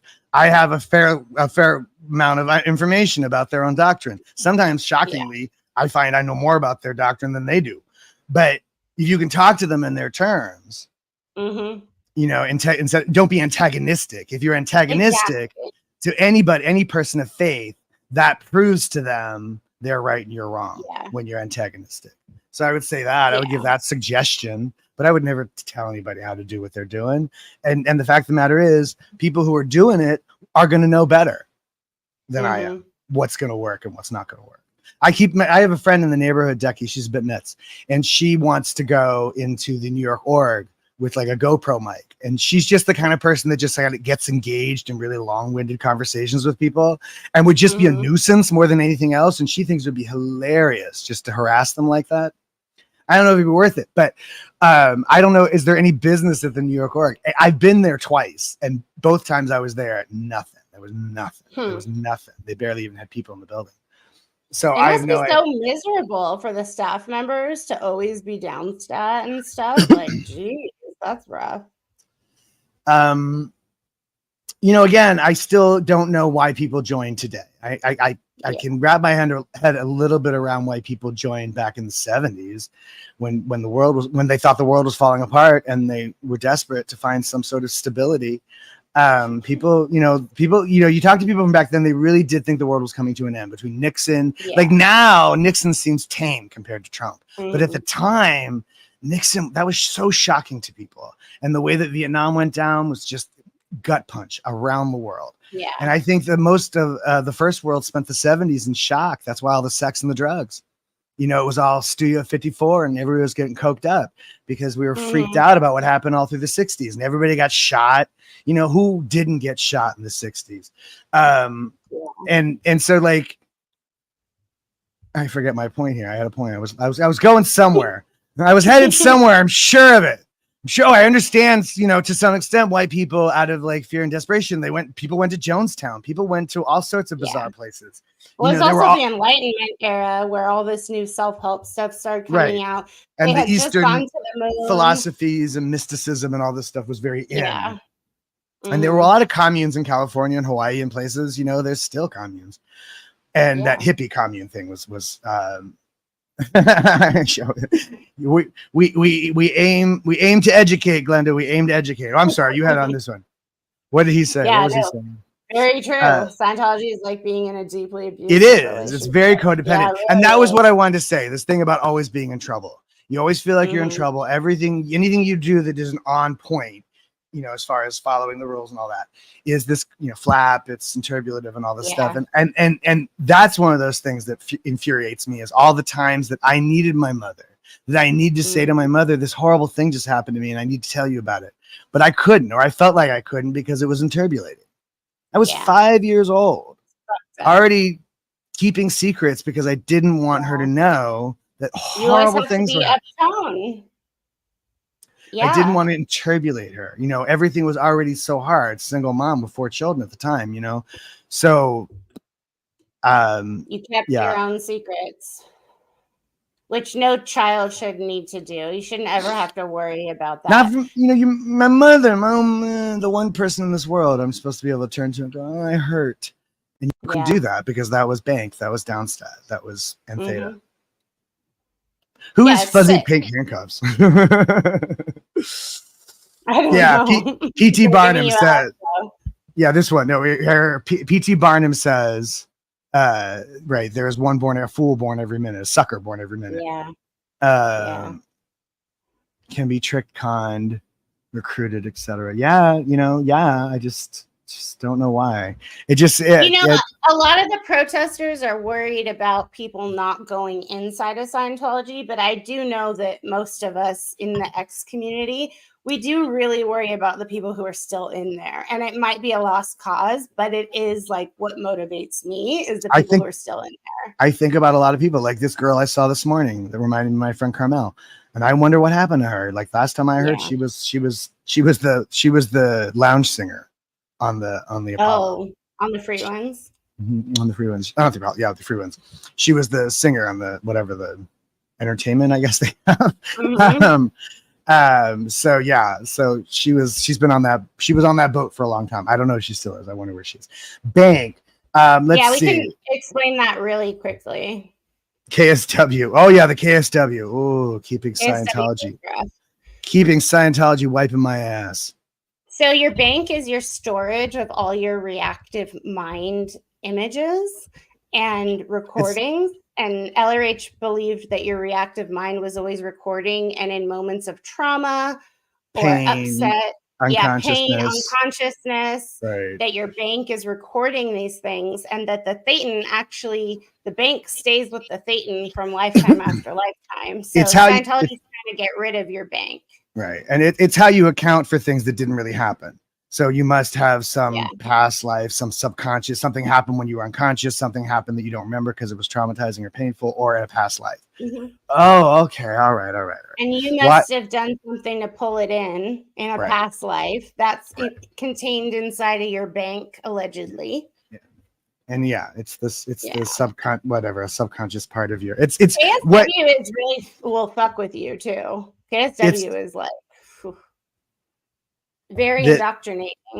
The bank thing is where like a blackout drunk goes. When you describe what happens when you're a blackout drunk, you just go to your worst impulses, your worst, most devious place. That's what your bank is. And as kids, we were told not to be banky too. Like, just knock it off. Don't be banky. And everything is psychosomatic. So like nothing is like, you're not sick because you're sick. You're sick because you're stimulated. I used to get sick every Christmas because I was born on Christmas. So that was okay. You were born on Christmas. So of course you get sick on Christmas because you're stimulating the birth engram. And right. And that was okay. I was allowed to get sick on Christmas, but that was it. So I did. Because they knew about why. Because you're engram. Because we had a appropriate scientologically explained reason. So, that made sense that you get sick on Christmas, but any other time was intolerable.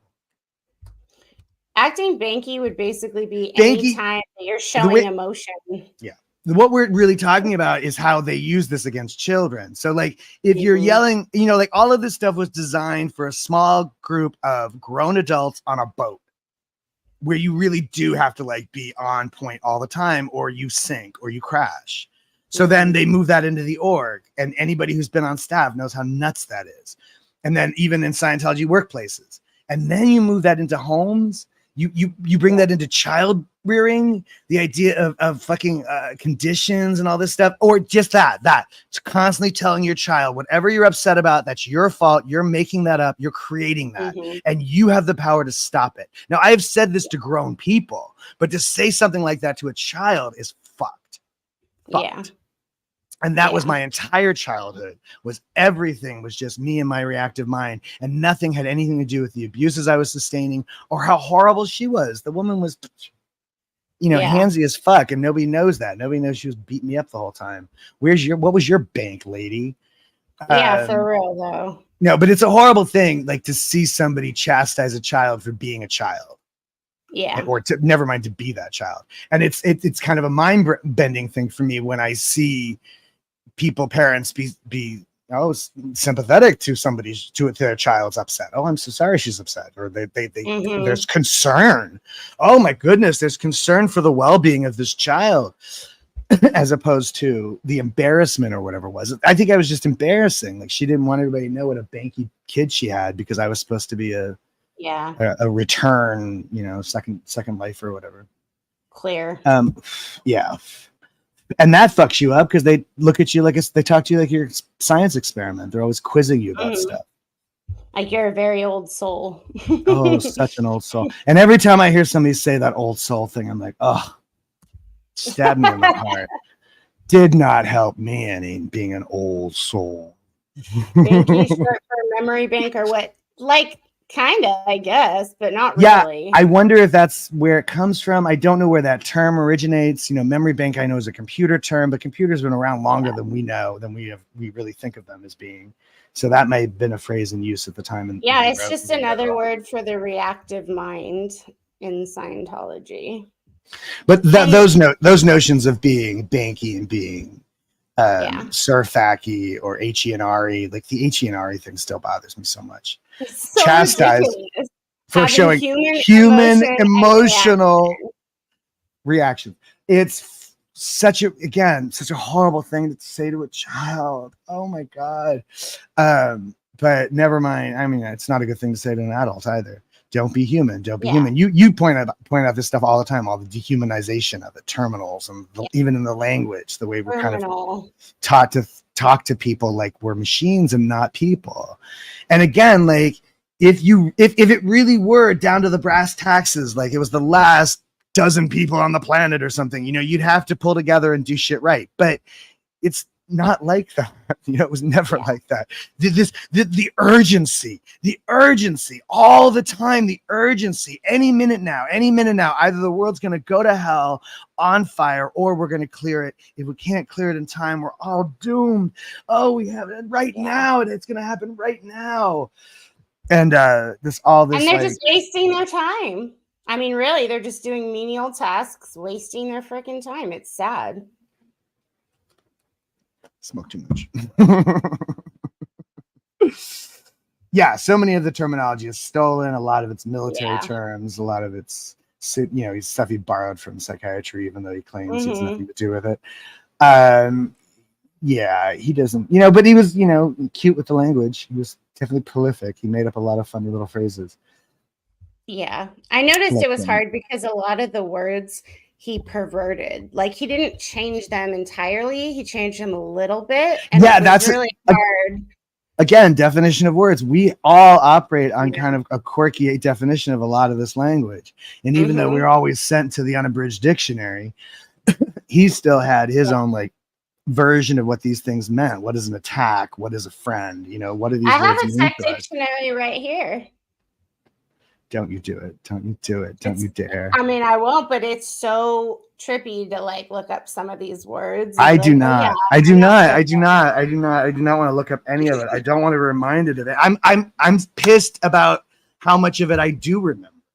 Like how much of it is still there, still fucking pisses me off. And I wasn't even in the Sea Org. I didn't even get it drilled into my head the way a lot of people did. Well, I did, just in different contexts.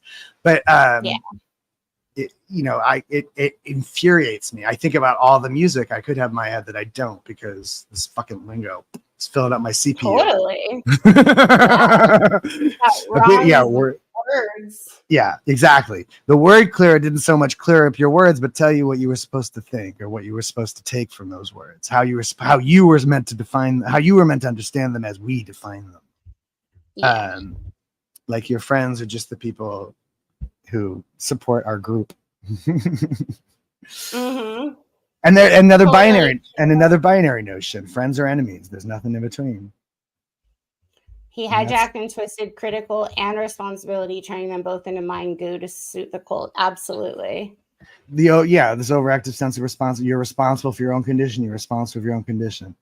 Well, that was what I was going to say about being banky, is that starts the indoctrination so young that you're responsible for every emotion that you have in life, which, you know, you can have emotions. If somebody comes up and punches you in the face and you don't get upset, that would be weird, but not in Scientology. It's like, no, you're expected. And I've had that experience, you know, not for nothing. I've been in those moments where somebody's coming at me like that, and the fact that I can stand my ground and look them in the eyes and actually keep talking to them as they're hitting me. Yeah, because we were raised to be psychopaths. Yeah, but it does something. You know, people stop hitting you when you don't respond. Mm-hmm. You know, people always try to come up behind me and scare me, and I don't get scared. I just turn around and stare, and they're like, whoa, I guess I won't try that again. Oh, the cold, dead stare. The cold, dead stare of a lifelong Scientologist. Yeah, for real. I give them the Sino eyes, and they back off. My needle is floating. My needle is floating. It's dirty. Dirty needle. We'll crash. Did you ever have any like whole track recall in auditing? I was going to say therapy. Yeah. And what do you think of that? Did we talk about? Yeah. So right. I wonder sometimes what to make of that. Half of me thinks that when you're given, like we were given the setup that we weren't going to be going anywhere unless we came up with something. So part of me thinks that the human imagination is really wild and that it can create anything we want if we're just asked that question. Yeah, and certainly I also think about the things that we were praised for, because we were chastised for so many things as children that we shouldn't have been, and we were praised for weird things like acting like adults, or having wins on chorus, or making a good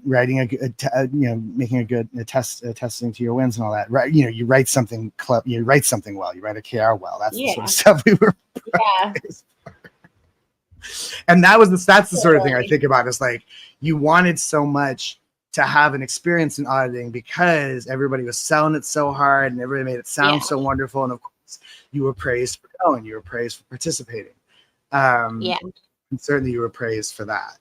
I had elaborate, long-winded, very many sessions about this person who I knew in my life currently during the time of auditing, who I had believed was like a past life suppressive / lover / all of this. And it really fucked with my head as a teenage girl who's like going through this, and the person's like, yeah.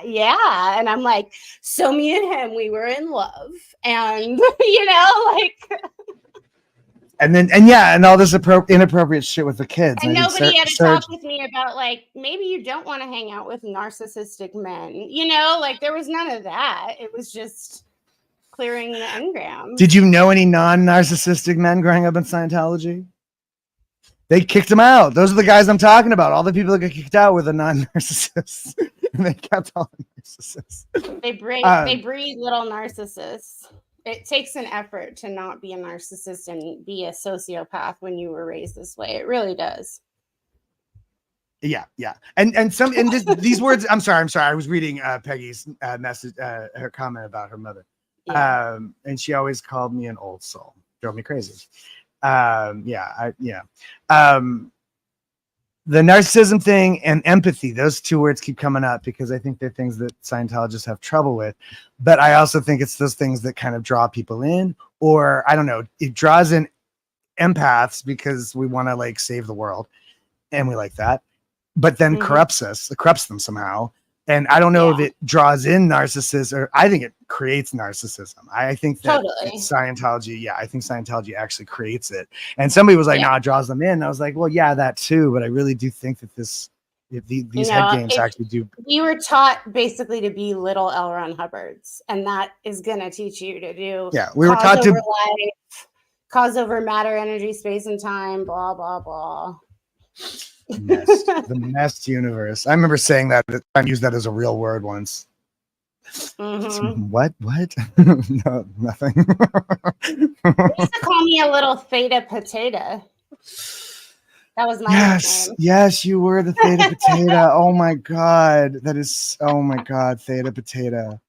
Theta potato. A walking bull bait and a theta potato. That's us. What a match we are.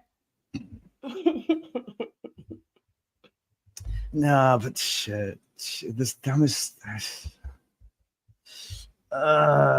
It's, I don't know. It's just so dumb. Yeah, you were such a theta potato. I don't know if anybody ever called me a theta potato.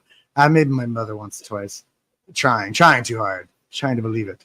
I don't think she believed it. I thought theta potato was a joke for a long time. It's not.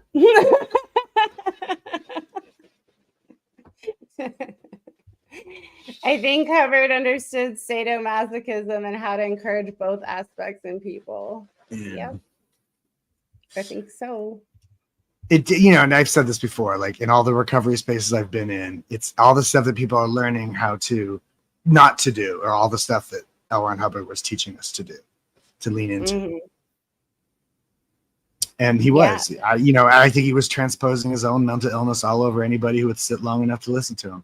And certainly you see that as it's displayed in that movie, The Master, the way that he kind of just breaks down Joaquin Phoenix and builds him back up in his own image or whatever it is. Alex, I used to think the Theta Bop was a dance move. It could be. It could be. When Alex. the needle does a little theta bop on the machine. Theta bop. Theta bop. Because you're a theta bop. You got to keep your head loose. Otherwise, you get a dirty needle. Wow, all the way from Clearwater, Florida. Dusty soda. I'm always suspicious of anybody who's still in Clearwater. Get out. That's What are where you my doing? parents are. I know that's where a lot of people are. A lot of people I know. Oh yeah, they're all in the bubble, but it's a weird place to live, that's for sure. Florida worries me. I mean, it's a cool place. They have like water everywhere. You can always go sit by a creek, not a or drop the to drink, or whatever. Yeah. water everywhere, not a drop to drink. No, just the Florida and the humidity and the bugs alone is going to keep me away. And then all the craziest stories. You always hear the craziest stories. Florida man has become like a thing. Florida man did some crazy thing today. In Largo, like Key Largo, like the Florida Keys, is that Key Largo? Largo, it's just a Largo. Ooh, I want to take you to Bahamas. So many episodes of true crime shows start with Clearwater, Florida. Like an enormous amount of them. A hotbed of crazy shit. I wonder why. Yeah. Pretty weird. Getting tired? No, well, no, I know I pass an MU. Funk. Let's look up your because that's the only reason anyone ever yawns. Mm-hmm. Yeah, I got a misunderstanding on Largo. Yeah, there's a plain Largo and Mar-a-Lago, and there's a Key Largo. Yes, not to be confused with Mar-a-Lago. As in next to Clearwater. All right, no Largo as in no Largo. Now we're no Largo. Key Largo, C Largo, no Largo. Mm-hmm. Oh boy, now I'm just talking gibberish. LA has its fair share of craziness too, but as an outsider to me, it felt like a different kind of crazy in Florida. Yep, Florida has its own kind of crazy, that's for sure. You know, Florida has this whole like don't tread on the attitude, like they think everybody's just their own little island. And they got a lot of islands in Florida, so I don't know. Maybe everybody has their own little island. Unlike the other states, Florida never agreed to declare war. Oh, is that true? I didn't know that. Yeah, Florida and Texas and then Alaska, I think they have different rules as far as their union, their incorporation into the union. Yeah, Florida, because Florida was a Spanish territory for a long time. Wow. It was not part of the original colonies. It was not part of the Great Western expansion. It came. I can't believe Aaron still lives in Clearwater. Like, it's so crazy to me. I thought he was. Oh, yeah, no. Like a lot of people still do. A lot of the YouTubers and a lot of the content creators. Another fucking phrase, man. Another fucking phrase. The content creators. Content creators. That's you now. Oh, that's all. You're a content creator. It's the whole drugs are bad. Okay, South Park. It's everybody now though, isn't it? Like I was in the park the other day and some kids came up to me and were videoing stuff and they asked me questions and like everybody's creating content all the time. I see kids all over the place rehearsing their dance TikTok sequences all over the place. Everybody's making content now. That's how we know we exist in the world. I make content, therefore I am. I TikTok, therefore I am. Fuck that. It's so bad.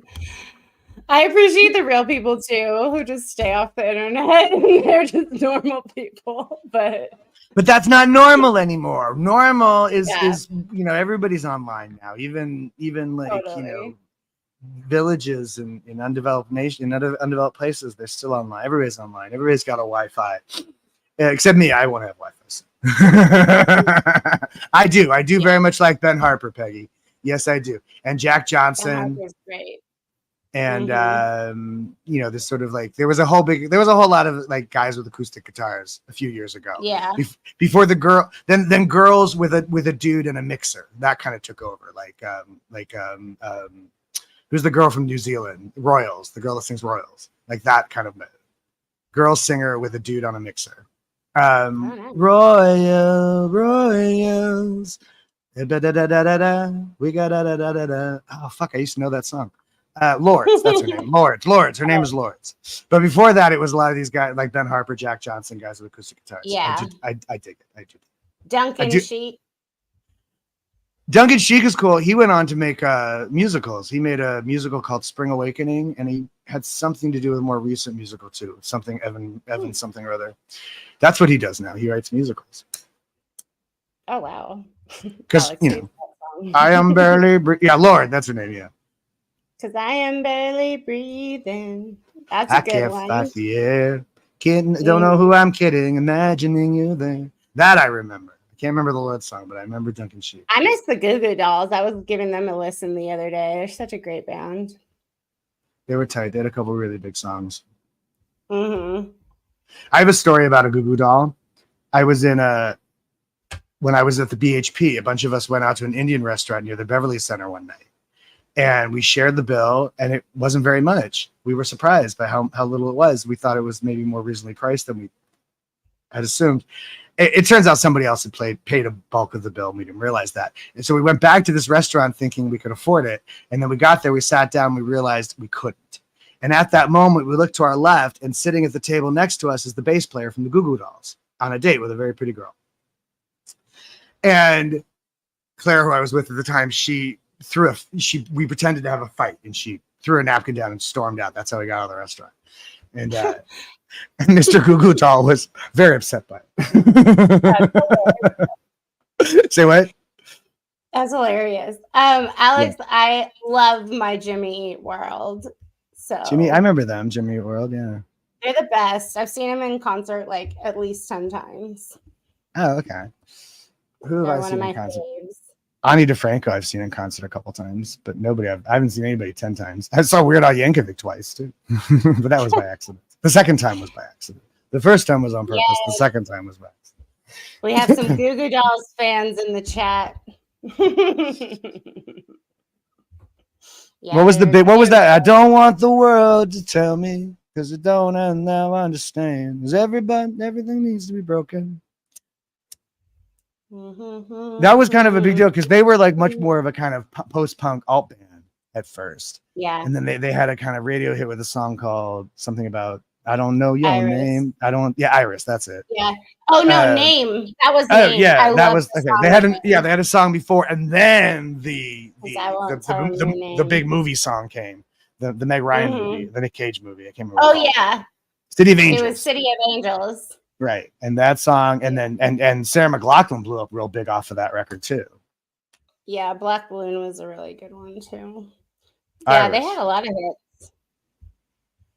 And then more recently, they came out with a full-on pop song, like old guys in their 40s singing pop. I don't know. I don't think it quite worked. It was a good song, but I don't think the video worked. I don't think the aesthetic worked. Like that. You know, when older people try to like live up to the young people kind of aesthetic, it doesn't really work. And I remember this in the 80s. There were a lot of 60s artists trying to like revamp themselves in the 80s, like Rod Stewart, people like that. Yeah. Paul Simon and some with some, you know, Rod Stewart had big hits in the 80s, so did Paul Simon. So, you know, it worked. But they didn't try to be like, Paul Simon wasn't trying to be like the Goo Goo Dolls or something. He was just being Paul Simon.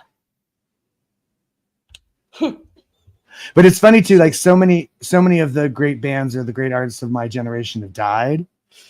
Yeah. Certainly the alternative guys, you know, Kurt Cobain and Chris Cornell and Shannon Hoon, people like that. Lane Staley of Alice in Chains.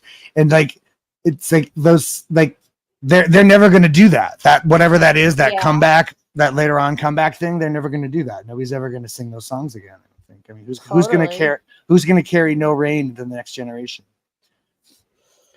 Jen, when I saw 2 Chainz, he had broken his leg and he was in a wheelchair performing. It was a very odd show. Hey, if you can chair dance, you can wheelchair rap. Yeah. Right, 2 Chainz is a rapper, I think. I love 2 Chainz. I don't really know 2 Chainz. Oh, look, it's been 2.5 hours. What are we gonna do now? I know we gotta go. I gotta go to the bathroom. I know, right? She's finished her iced latte. She's finished her ice blended. I finished my iced latte. I must go. There's your coffee bean and tea leaf. Generation X, the only generation that are 30 years old at both age 15 and 50. Yeah, we'll stay the same. Yeah, it's true. Totally. It's true. Although I worry about these kids now, they're growing up too fast. But what are you gonna do? Same time, same place. We'll see All you right, guys next week. see you next week. Bye, everybody. Thanks for hanging out with us. We Bye. appreciate it. I have to hear. Okay, I have to end this. Bye. All right, there we go. Bye. I'll end it. Oh, Bye. end stream. End stream.